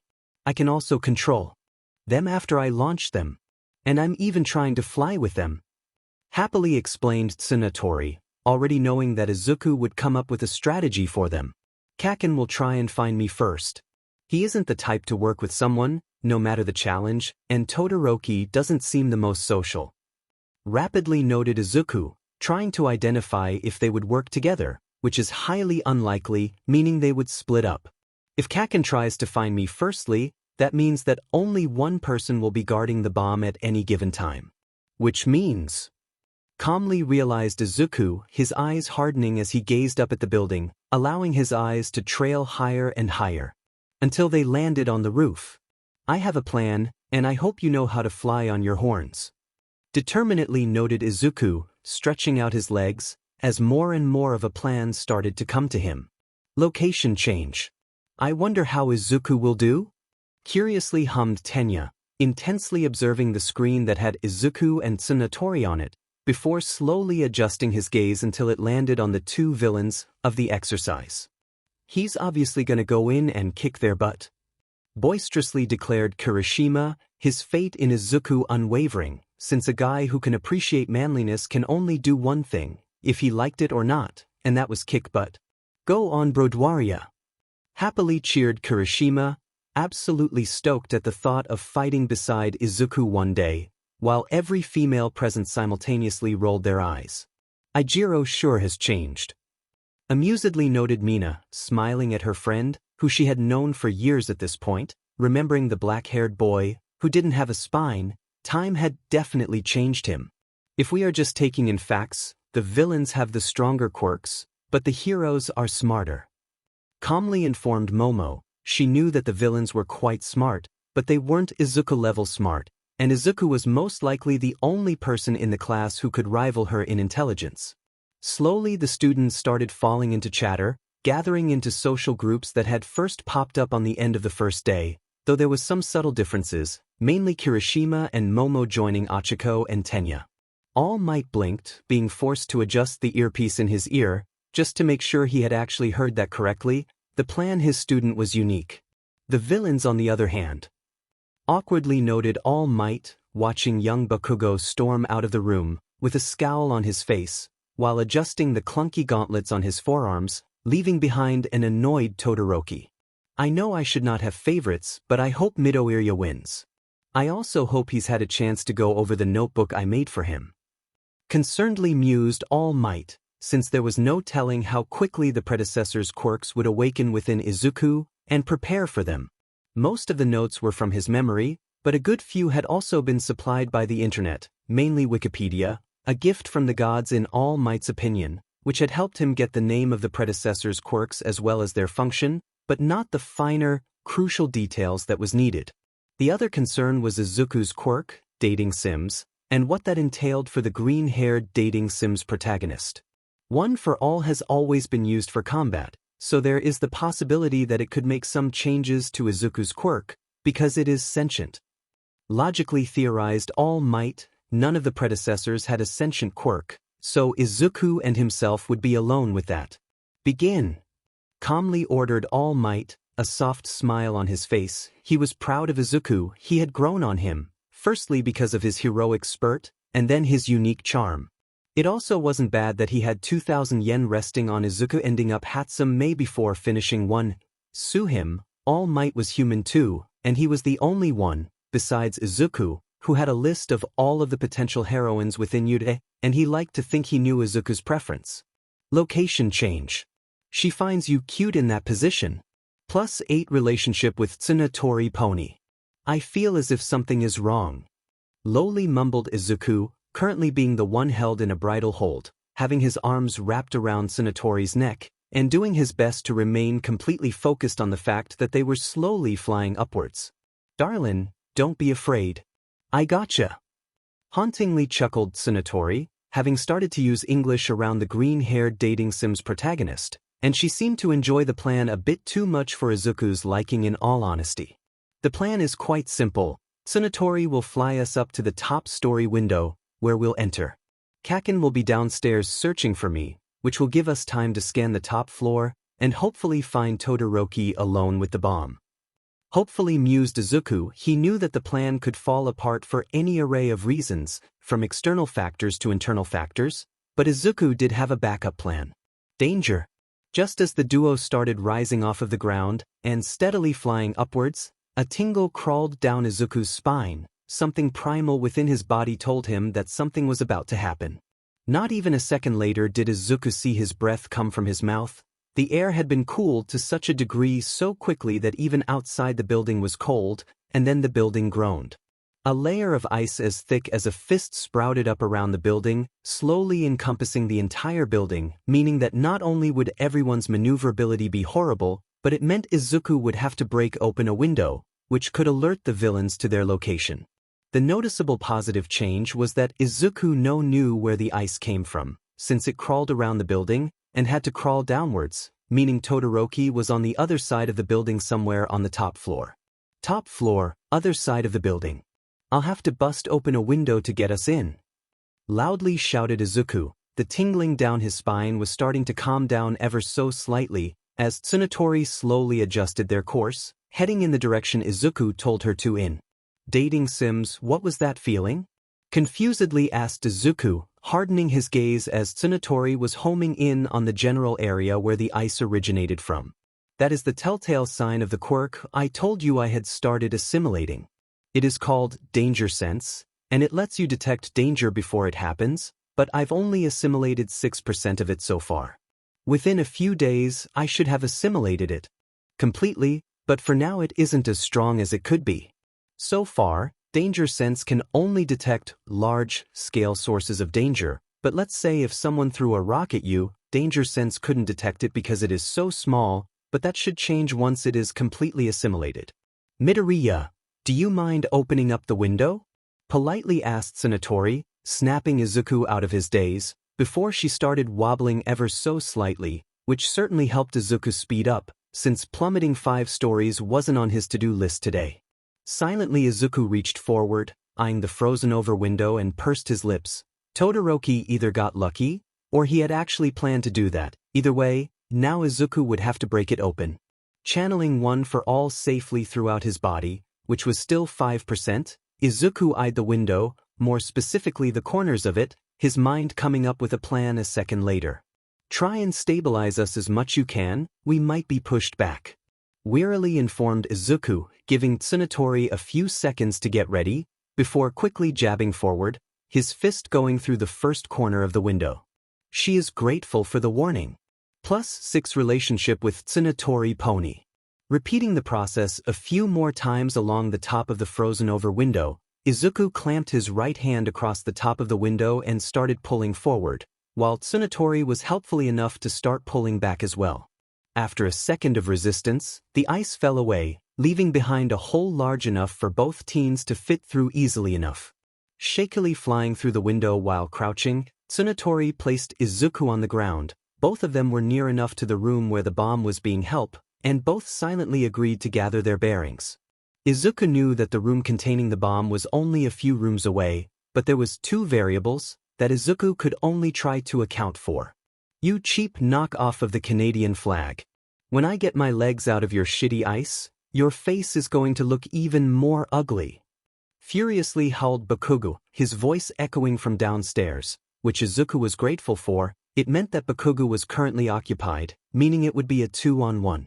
I am going to slap you hard enough to burn the other side of your face.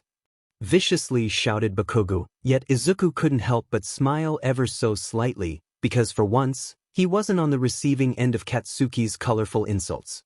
Tsunatori merely nodded at Izuku with a smile, not at all fazed by the screams of rage coming from Bakugo Katsuki, the unofficially dubbed gremlin from Hell of One, mainly because she didn't understand a word the blonde teen had shouted from downstairs.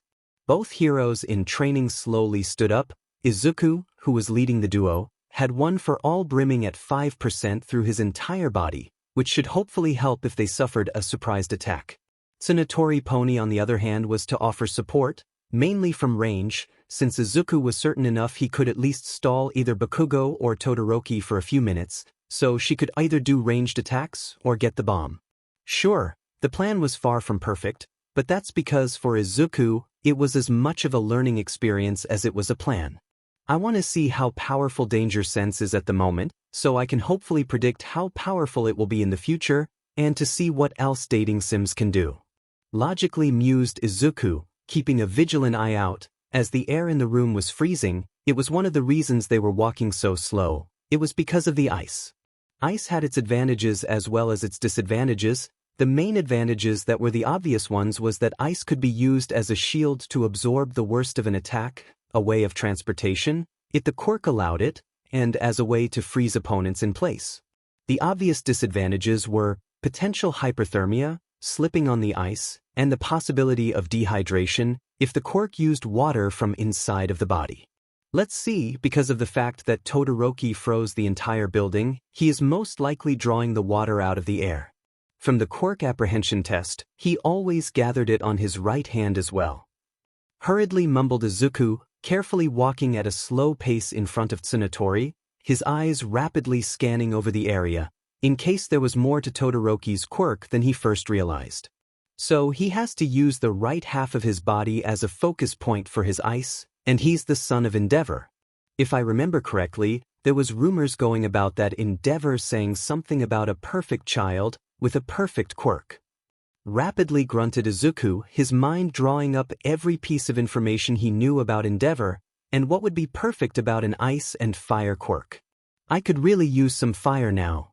Softly huffed Tsunatori, shivering violently, her teeth snapping off one another. As she shivered in the cold around her, her heroine outfit really didn't offer much protection against the cold. His outfit didn't either, but his mother made it for him. Tsunatori, you're a genius? Gently realized Izuku, he could hear a loud sigh come from the room ahead of them, no doubt where Todoroki was with the bomb, followed by a loud explosion from downstairs.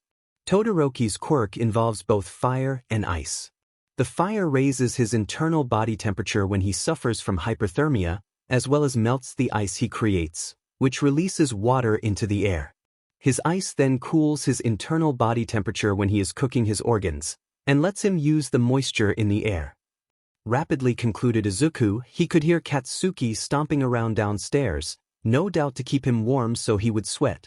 Both Todoroki and Katsuki, they were both incredibly power, there was no doubt about that, but their cooperation skills esiki to such a degree, it wasn't even funny. They could have capitalized on their quirks, Todoroki heating up the building in order to power up Katsuki temporarily, but neither had done that. She appropriates your kind words. +5 relationship with Tsunatori Pony. Tsunatori, I don't think Todoroki will be expecting us, since he must assume that we were frozen downstairs somewhere. Gently informed Izuku, green sparks of energy started leaping off of his body, as he began channeling his quirk throughout his entire body. I am going to rush the bomb. Can you distract Todoroki for me? Softly questioned Izuku, slowly channeling a bit more of One for All throughout his body. One for All, 8%. Yep. Happily mumbled. Tsunatori, as the duo were just around the corner of the room, both of them could hear the deep breaths coming from the room, and then Izuku held up 3 fingers for the countdown. 2 fingers. 1 finger. Then the temporary duo stood up and rushed around the corner, the ice cracking beneath Izuku's feet, as 2 horns shot past him, rocketing in on Todoroki, whose eyes were wide with surprise. Both horns slammed into Todoroki's chest, more specifically the ice that covered his left side, make cracks appear throughout his hero outfit, before being slammed into the wall. Got it! Excitedly yelped Izuku, his arms wrapping around the bomb, that had been made of paper of all things, before the buzzer went off, signaling that the exercise was over. It is nice to know that you'd ought to use recycled materials for the future heroes, who'll have to defend civilians and that. Izuku wasn't sure if dating sims actually approved of the fact that the bomb was made of paper, or it was just being sarcastic. It was tough to have a sentient quirk that couldn't speak. Instead it had to communicate by invisible text screens that only he could see. From now on, I'll be more sarcastic so you will know for future reference. Never mind, dating sims was just an but. Time skip. Hidden mission completed. Win your first hero in training exercise. Rewards, +2 relationship with every heroine you've cataloged. Well, this was not what Izuku signed up for. Never mind, Since Izuku could vividly recall not asking to become a dating Sims protagonist at all he wanted to do was be a hero, not accidentally woo his way into people's hearts. All the teen could do at that current moment in time was scream internally as he stood beside Tsunatori, while both of them stood in front of their classmates. Dating Sims, explain please. Politely asked Izuku, his eyes utterly blank as he stared at his fellow students, unaware of the fact his eyes were specifically zoned in on Todoroki, who was blankly staring back at the teen. Tell me? Who do you think won the VIP of that match? Rhetorically questioned All Might, patiently waiting for someone to offer some form of explanation, and smiled as two hands shot up, one from Ida Tenya and the other from Yaoyorozu Momo. Young Yaoyorozu, may I hear your reason? Curiously asked All Might, internally giggling, since his successor had won us first heroic exercise without a hitch. Teamwork. The villain team acted poorly, Bakugo walked off, leaving Todoroki to defend the bomb by himself, while Todoroki never told Bakugo he was going to freeze the building, and that immobilized Bakugo for the entire match, as well as Todoroki thought he had won before the match had been declared over. Decisively explained Momo in one breath, before inhaling once, earning her the stare from the majority of her classmates. On the other hand, both Izuku and Tsunatori worked well together. They communicated their plan clearly to one another, both relying on the other for it, and asked the other's opinion before proceeding. Happily chirped Momo, forcing All Might to cough into his hand, since he had not expected such a thorough explanation. I think you have unlocked the hidden mission function because of the fact that I'm starting to assimilate danger sense, and the sensing aspect of the quirk has been absorbed into my quirk factor. Because of that sensing aspect, I can now sense hidden quests, which I assume will help increase your relationship with your heroines, your just specific heroine, depending on the hidden mission. Don't fret, you yourself will still be able to sense danger. I can now sense when a hidden mission has been completed. Very good, you narrowed it down to what team the VIP is on, but who do you think it is? Interestedly asked All Might, as Izuku's eyes rapidly scanned the information present in front of him, his eyes barely moving, while Ijiro raised his hand. Young Kirishima? Inquisitively noted All Might, nodding as the red head gave him a million-watt smile. Brodoria Izuku is the VIP, since he's a bro. Simply concluded Ijiro, as if those 10 words somehow explained everything, and only to a bro or Ijiro they would make sense. Unfortunately nobody understood what the red head meant. Ah. Mentally noted Izuku, his mind linking the newest quirk he had gotten to that of a DLC, since dating sims now had an additional aspect to it, because of the fact it had started assimilating danger sense. Ah. Slowly hummed All Might, he wasn't completely wrong, Izuku was the VIP of the match, since he had come up with the plan as well as saw the creative idea of entering the window instead of the door. Anyway, Izuku is the VIP. This is due to the fact that he created the plan, he also created the plan around his opponent's behavior. And as you can all see, there was barely any combat or confrontation throughout the entire exercise. But that doesn't mean that one can look over young Tsunatori contributions to the plan or young Todoroki's plan. Cheerfully announced All Might, Izuku couldn't help but winch. Katsuki's name hadn't been mentioned at all. It would be cool if I could catalog your friendship with the people who are not heroines. You would have such a poor relationship with Katsuki that it wouldn't even be funny, but I can tell that All Might, Ijiro, and Tenya all hold you in high regards. Truly dating sims, you have a way with words. I don't know what I would do without you. Sarcastically thought Izuku, as he watched the next batch of students walk out. No doubt all of them were excited for the match.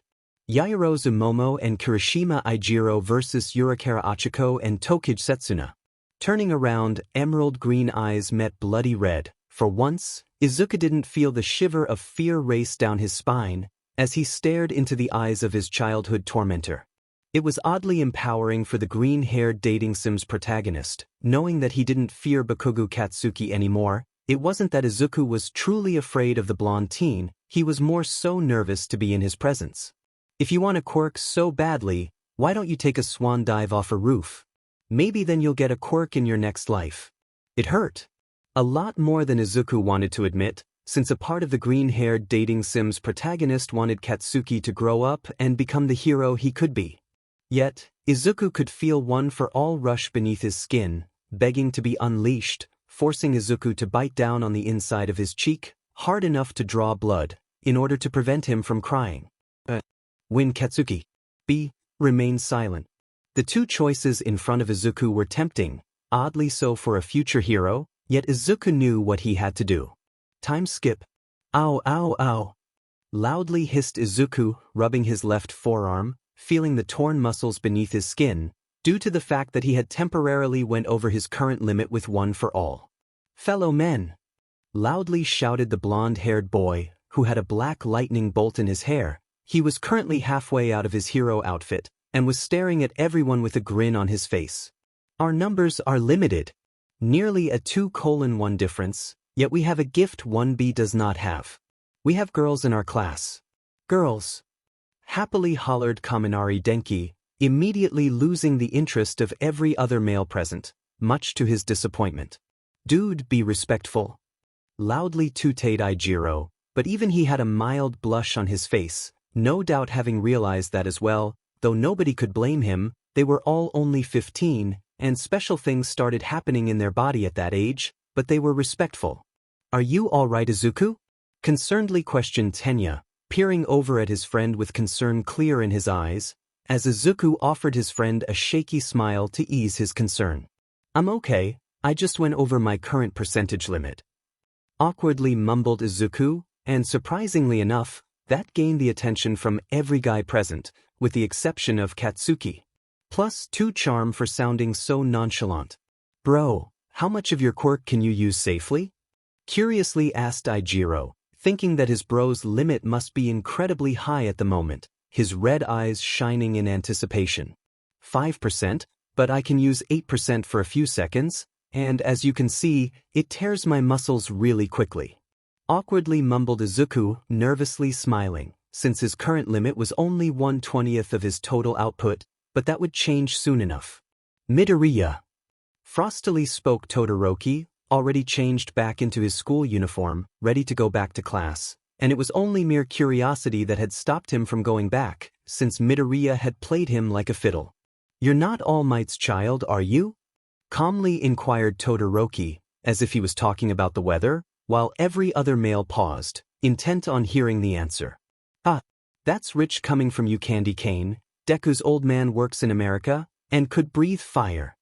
Loudly snorted Katsuki, staring down Todoroki while smoke rose from his hands, ready to unleash an explosion at a moment's notice, as both former teammates took a step towards one another. Deku was quirkless until the entrance exam, at least now he isn't a complete waste of space, unlike some wannabe hero in training who doesn't even go all out. Viciously compared Katsuki, glaring at Todoroki without remorse, butting heads with the dual-haired teen. Bakugu! That's enough! Sternly ordered Tenya, taking a stiff step forward, since the amount of animosity was tangible in the air, and it was slowly starting to freak everyone else. Stay out of this, glasses. This is between me, Deku, and the slacker. Lowly growled Katsuki, more and more smoke started rising up from his palms, as Katsuki took another step towards Todoroki, while the air started becoming cooler and cooler. The three people, who unfortunately have a strong quirk, despite doing jack's hit for it. The slacker won't even go all out, some hero he will be, but at least Deku tries, so he's more respectable than the slacker. Hauntingly cackled Katsuki, while Izuku actually blinked a few times, his mind registering what Katsuki said about him. That actually sounded like a compliment on some level. Then the fire alarms and sprinklers went off. Everyone present in the male's changing room went silent, a rare moment where every male's brainwave lined up perfectly, and they all had the same thought. An unspoken agreement was made between them all, despite barely knowing each other. This happened by itself. Simultaneously decided every male present, even Todoroki, and that was out of character for the teen. Time skip. Does anyone else wonder why all of the guys are soaked? Curiously hummed Setsuna, currently sitting on Kendo's desk, swinging her legs without a care in the world, smiling slightly as she saw the misery in each of the boys' eyes. They look like wet rats. Idly stated Setsuna, earning a hum of agreement with Mina and Kyoka, while the other girls just pursed their lips. "Can I invite Izuku-in?" kindly asked Achiko, earning a nod from both Momo and Kendo a second after she said that, while Kyoka and Tsunatori did so after thinking for a few seconds. Like, look at their hair. Midoriya, Bakugo, and Kirishima look like they were drenched. Amusedly noted Mina. She wasn't being mean about it, but she had known Kirishima for years now, and had some sort of potential friendship with Midoriya. "Izuku-in, you were so awesome during your match," happily announced Achiko, cheerfully skipping up to her green-haired friend, who was currently sitting at his desk, with Eijiro and Tenya talking to him. "You were like whoosh. Scree," excitedly mimicked Achiko, not at all close to the noise that was made, but it was cute, so everyone let it slide. Even Katsuki of all people, who felt miserable because he was wet. "Congratulations. She finds your actions incredible and can't stop replaying them in her head. +10 relationship with Yurakara Achiko." "What?" confusedly shouted Izuku, giving Achiko a small smile, as Eijiro also smiled at Achiko, giving her a smile that outshone the sun itself, a smile that literally lit up the room. "Dating sims, can you pull up Achiko's catalog?" hurriedly asked Izuku, feeling his Quirk acknowledge his request, and Izuku could feel his vision swim for a brief second, as Achiko's catalog appeared in front of him. Achiko Uraraka, aspiring hero. Relationship, her idol, second stage 37-100. Description: having a less than ideal upbringing in the Finnical area, Achiko has learned to be happy with what she gets. Her goal is to become a hero, so she can support her parents. What she needs is someone who she can confide in, to tell them why she wants to be a hero, so she doesn't feel so shallow compared to everyone else. Her relationship, says her idol. Mentally noted Izuku. Normally he would only gain relationship with a heroine by talking to them, helping them with something that needed, or relating to them. Does the description of her relationship affect stuff as well? Interestedly mused Izuku, since now that he thought about it, none of the relationships he had with the catalogued heroines were the same, each was different. But he finally got it. Yes, Izuku, the name of the relationship does affect how quickly your relationship with a heroine increases. See, each person is different and they are fond of different people, subjects, activities, sports, and humor, so it is only natural that it also linked to friendships and romance.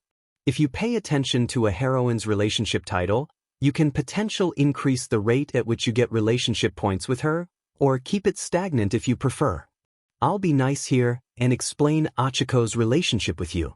Her idol, she loves it when you do something impressive, and can't help but replay it in her head. Because of her unique relationship, you can gain relationship points with her at an increased rate by doing heroic activities, which will also give you additional relationship points with her afterwards, if you were extra cool. "Izuku-in, do you want to?" curiously asked Achiko, staring at Izuku, whose eyes were rapidly darting through the air, as if he was reading something, yet there wasn't anything in front of him.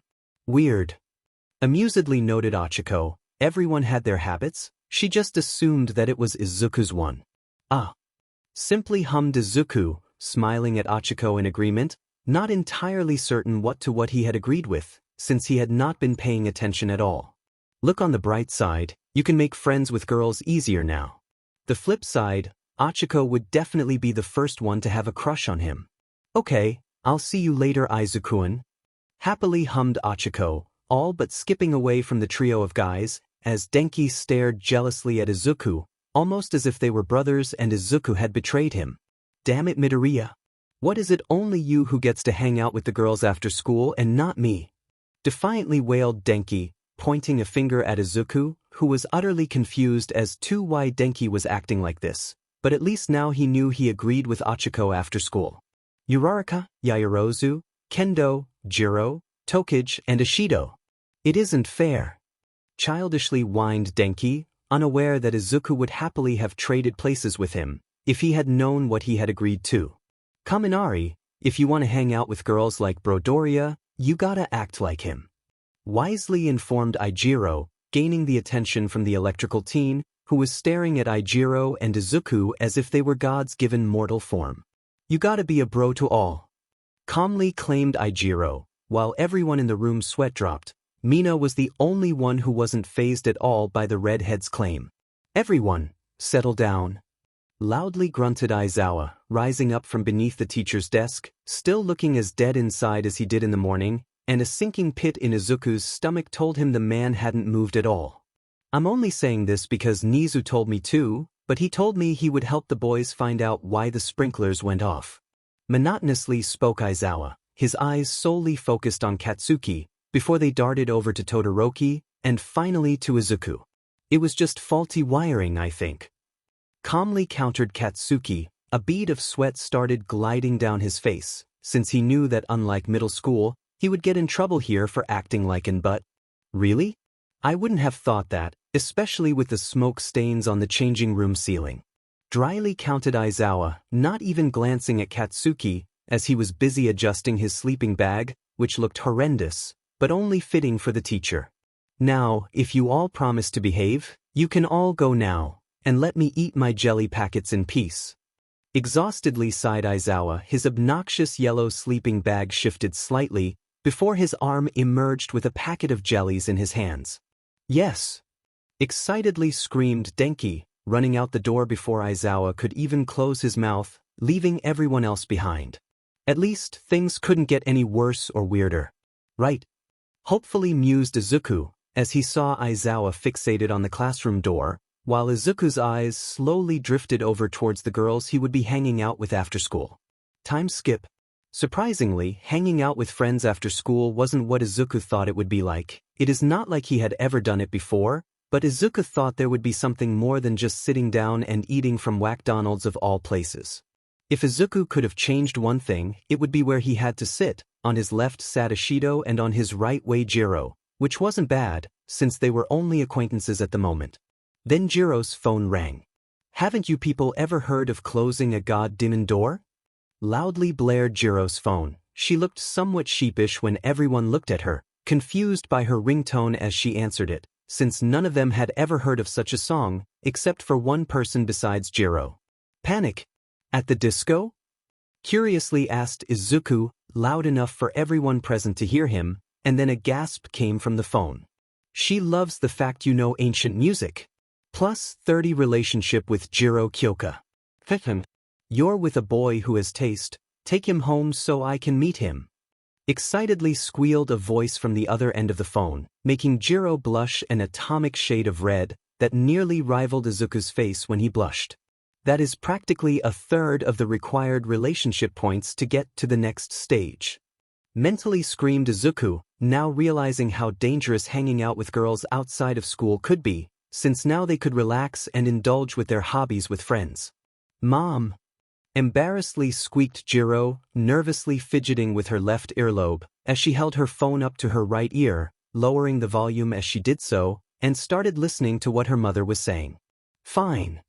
Exasperatedly sighed Jiro, after an entire minute of utter silence from the group, which was quite polite of them to do so. Staring at the cheeseburger and fries in front of him, a part of Izuku thought it was disgusting. This went completely against his exercise routine and dietary plans, and he hadn't even had a cheat day yet. Resigning his disgust, Izuku chewed the inside of his cheek, before picking up the cheeseburger, and started bringing it to his mouth, before realizing something. The table was as quiet as an empty classroom. "So, what did you guys think about the hero exercise today?" awkwardly mumbled Izuku, his mind also flashing back to the changing room afterwards, and that now he had a small bit of Katsuki's respect, while Todoroki was not fond of Izuku or Katsuki at all. For trying to break the ice with a relevant subject, you have gained +3 intelligence. It seemed to be a trend now, getting the scorn from powerful classmates. Katsuki, it could have been deemed an accident, but now that Todoroki was involved, it just might be a coincidence or a new trend. It was so fun. Excitedly cheered Mina, immediately clamping up and looking around, just in case Aizawa had been lurking about and was going to punish them all later for that. Not that the tired teacher wouldn't do it, he would, in a heartbeat. Denki was so cute. Trying to act like my knight in shining armor against Kyoka and Momo. Happily cooed Mina, while Izuku was fairly certain Denki would appreciate that, but the yellow-haired teen definitely wasn't going for cute. Pull up Ishido's, Tokai's, and Jiro's catalog please. Politely requested Izuku. The issue was that Izuku wanted to be friends with everyone in the class, but he didn't want anyone falling head over heels in love with him. Izuku wanted it balanced like all things should be. Hangout bonus. +4 relationship with each girl present. What? Jairu Kyoka, the former musician. Relationship, she finds you funny, 96-100. Description, her parents were inspiring musicians, and it seemed as if Kyoka inherited their talents. But her dream didn't lie there, and she strayed away from the path her parents wanted her to take. She's afraid she could let them down if she doesn't succeed, if only she had a strong, reassuring shoulder to lean on. Tokage Setsuna, the self-assured. Relationship, rocky start, 42-100. Description, due to her quirk, she has been an outcast by her classmates. Now thanks to that, she finds it difficult to build a genuine relationship with anyone, struggling to make true friends, she trusts completely. Due to that, she puts on a mask, not showing off her real self. If only someone was out there that could reassure her that she is fine. Ashido Mina, dancing queen. Relationship yin and yang, 38-100. Description, loud, extroverted, and not the sharpest tool in the shed, Ashido lives each day of life to its fullest, laughing, smiling, and having fun. She struggles to rein herself in sometimes, though tries her best to reel herself in when she notices someone who doesn't appreciate her loudness. Maybe someone can help her mellow out? Note, any relationship points gained with this heroine shall be doubled. Izuku couldn't help it anymore. He kept learning new thing after new thing about dating sims, and frankly speaking, having a quirk was a lot more stressful than he thought it would be. It might have been easier if he had been quirkless, at least then he wouldn't be fretting over every interaction with a potential heroine then. Izuku-kun, you are aware people naturally grow closer when they hang outside of school, right? This is a natural thing. I just catalog how well you get along with someone. Though this happens every hour. I don't know, Todoroki has that aloof feed, makes you wonder what has happened to him. Curiously hummed Tokage, casually waving around a fry that had a bite taken out of it, before her focus zeroed in on Izuku. Hey Izuku, which of the girls in the class is the prettiest? Is it me? Is it? Is it? Excitedly asked Tokage, leaning across the table and staring into her fellow green-haired classmate, smiling to herself as she saw a blush of embarrassment grow on his face. Awkwardly Izuku, his brain wasn't strong enough to handle the embarrassment, so Izuku simply shut down and stared at Tokage, not sure what to do. Tokage, stop putting pressure on Izuku. You'll make interacting with people awkward with him. Exasperatedly sighed Itsuka, doing a karate chop on the top of Tokage's head, and watched as she comically hit the table. You don't have to answer that, Izuku. Amusedly huffed Itsuka, but a small part of her was curious as to who the green-haired dating sims protagonist thought was the prettiest in the class. Thank you. Embarrassedly squeaked Izuku. The teen may have been getting used to interacting with girls as well as having his own quirk that helped him with his confidence, but Izuku was still easily embarrassed. That was something that might never be changed. So, are any of you guys preparing for the sports festival yet? Curiously hummed Ochiko, holding a bite burger with both of her hands, while both of her pinky fingers were up in the air. I've started increasing my workout, since it is important to make a good debut. Friendly added Ochiko, unknowingly helping Izuku remember his talk with Yanagi that morning. I've been increasing my studying and workout time.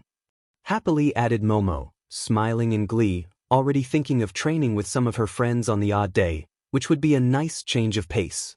What? You're already preparing? Exasperatedly sighed Mina, dropping down onto the table, and rested her face on her forearms, content with herself at the moment, but that would change. My father is helping me branch out into different martial arts. Idly added Itsuka, taking a brief glance over at the lone male, before she blanched as she saw Izuku hunched over a notebook, and writing as if his life depended on it. Izuku? What's happening? Worriedly asked Itsuka, not sure what to do, since Izuku was writing like a bat trying to escape the pits of hell. I've been thinking, most physical enhancement quirk users mainly use their fists, which there isn't anything wrong with, but I've been thinking of creating a new personal fighting style that lets me move around free by using my legs, fists, footwork, and flexibility. Hurriedly mumbled Izuku, his words rumbling out of his mouth, as only Momo was the only one who could understanding, nodding along in understanding, while everyone else looked on in confusion. But the issue is, I don't have the footwork, kicking experience, or flexibility for it. That's why I'm thinking of taking dancing and asking my trainer to meet as someone who's experienced with kicking. Rapidly stated Izuku, not even taking a single breath, which was equally impressive as it was worrying. Then Mina perked up, only catching the end of Izuku's plan. Dancing buddies? Excitedly squealed Mina, throwing herself at Izuku and wrapping him up in a hug that one would tend to give to a long-time friend, and now someone who was practically a stranger. When are you free? Curiously hummed Mina, already taking out a pen and a piece of paper, and started scribbling something down. This weekend, and every day after school. Immediately answered Izuku, still writing stuff down in his notebook, finally registering what he just agreed to after a few seconds. Due to a similar desire between two opposites, Ishido wants to know more about you. Congratulations, your relationship Ishido Mina has maxed out. Ishido Mina, Dancing Queen. Relationship, Dancing Buddies, Stage 20-100. Description, excitable, cheery, and optimistic. That sums Ishido Mina up perfectly. She isn't the brightest bulb in the light store, but with her cheery personality, does she really need her intelligence? She likes people who balance her out, and who are interesting, so maybe you could help her with what she likes. Note, any relationship points gained with this heroine shall be doubled. Here, this is my phone number. Come to the address there on the page whenever you can. It's breakdancing, so it should help. Cheerfully ordered Ishido. A part of Izuku was genuinely touched that someone had just done that for him. Thanks, Ishido. Gratefully accepted Izuku, blushing noticeably at that point in time, since he had just gotten a girl's phone number. Hey Izuku-kun, guess what? The good mood Izuku just had was gone in a second. She found your embarrassment cute. +4 relationship with Jairu Kyoka. Congratulations. Your relationship with Jairu Kyoka has maxed out. It has now entered stage 2. Jairu Kyoka, the former musician. Relationship, funny nerd, stage 20-100.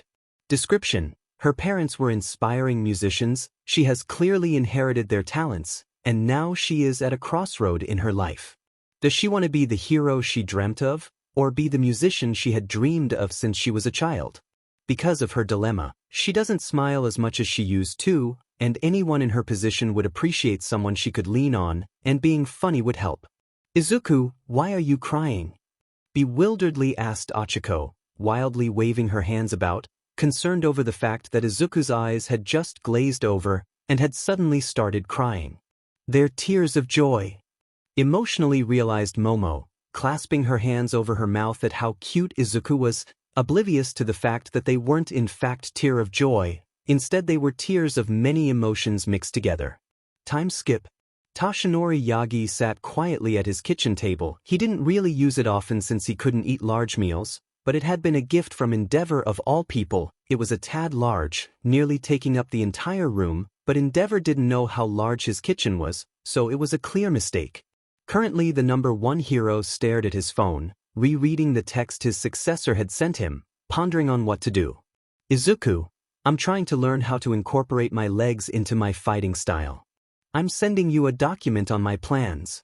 Toshinori Yagi would admit it without hesitation. His successor was far smarter than him. There was a strong possibility that young Midoriya was the smartest one for all user, since Toshinori had seen the kid's test results and his ability to analyze a quirk. The plan the green-haired dating sims protagonist had created was a bit rough around the edges, but it had potential. The fighting style was well thought out, and so was the training regimen for it. I'll give her a call. I hate calling in favors, but Izuku's trying to catch up, so I'll help in any way I can. Softly promised Toshinori, chewing on his lower lip as he fished for his phone in his pocket, finally finding it after a few seconds, before calling the person in question. It's not like you to call me All Might. You need help with something? loudly snorted the person on their other end of the phone, making Tashinori wince a bit, since this was the first time he had contacted her outside of a hero event. "I've a student who wants to learn how to incorporate kicking into his fighting style, and I'm calling in the favor to do so," bluntly admitted Tashinori, hearing the person go silent on the other side of the phone, no doubt deciding if she should do this or not. "He must mean a lot to you if you're calling in a favor, who've hundreds stacked up, and you're starting to use them for him?" Curiously hummed the woman. A thumping sound echoed across the phone, as Tashinori waited on in silence. "That beach that used to be a dump, meet me there at 5 a.m. We'll set up a schedule for a month, and I'll start teaching him the basics," bluntly decided the woman, hanging up a second later, not even letting Tashinori get in a goodbye, before he was left in sense. "Well, young Midoriya, I hope you can withstand what you asked for," solemnly hummed Tashinori, staring down at the person's contact, which he had simply put at their hero name. "Mirko," gently huffed Tashinori, getting ready to send a text to Izuku about the time schedule. That's a wrap, people. Another long chapter, with the introduction of a new heroine, and Izuku is officially friends with 5 heroines now, with Achiko being in the lead at the moment. I'm sorry if you don't like the list of heroines, by the way. Oh, make the previous users. So, it's nice to know that some of our quirks will enhance Izuku's original quirk by giving it additional function. Idly hummed Shimura Nana, sitting on a beanbag within the depths of OFA, currently in a pair of fluffy PJs while holding a steaming mug of hot chocolate. I guess, it's nice that he's getting closer with that Jiraiya girl, they'd look really cute together. Nonchalantly admitted Banjo Daigoro, sipping away at a cup of tea, while under his pillow fort, unaware of the chaos he had unintentionally unleashed. "Momo," calmly declared En, having a cup of coffee in his hands, that had a suspicious second smell to it, which smelt like whiskey, while he stared at Banjo with a look of superiority. "Sorry, En, but I think you mispronounced May," seriously admitted Shigaraki, his green eyes brimming with determination, eyes that were normally only given to his brother before and but whopping. "Oh no," softly whined Nana. She loved being with the previous one for all users, but they were such a collection of personalities and opinions that normally a debate or brawl would just break out. "I know how you feel," exasperatedly sighed the second user, rolling his eyes in annoyance, as Nana looked at him before blanching, slowly making Nana state at the second user. "Those idiots don't know who is truly superior," sadly huffed the second user, which was actually the most emotion he ever had in a single sentence, as he wore his Ishido Mina shirt. And had a headband on saying "I 3 Mina." Slowly Nana looked around the space, noticing that each other user had some sort of shirt on or headband that had a heroine's name on it, which was sort of creepy, but not creepier than the fact that dead people were debating who Izuku would look best with. With hope in her eyes, Nana looked over at the hazy from of the 8 user, silently praying that he didn't have any opinion on it at all. In Yagi's hands was a simple banner, "Izuku x everyone. I want to be ejected," simply declared Nana, watching as 6 grown men were on the floor fighting one another, all over some girls they would never meet.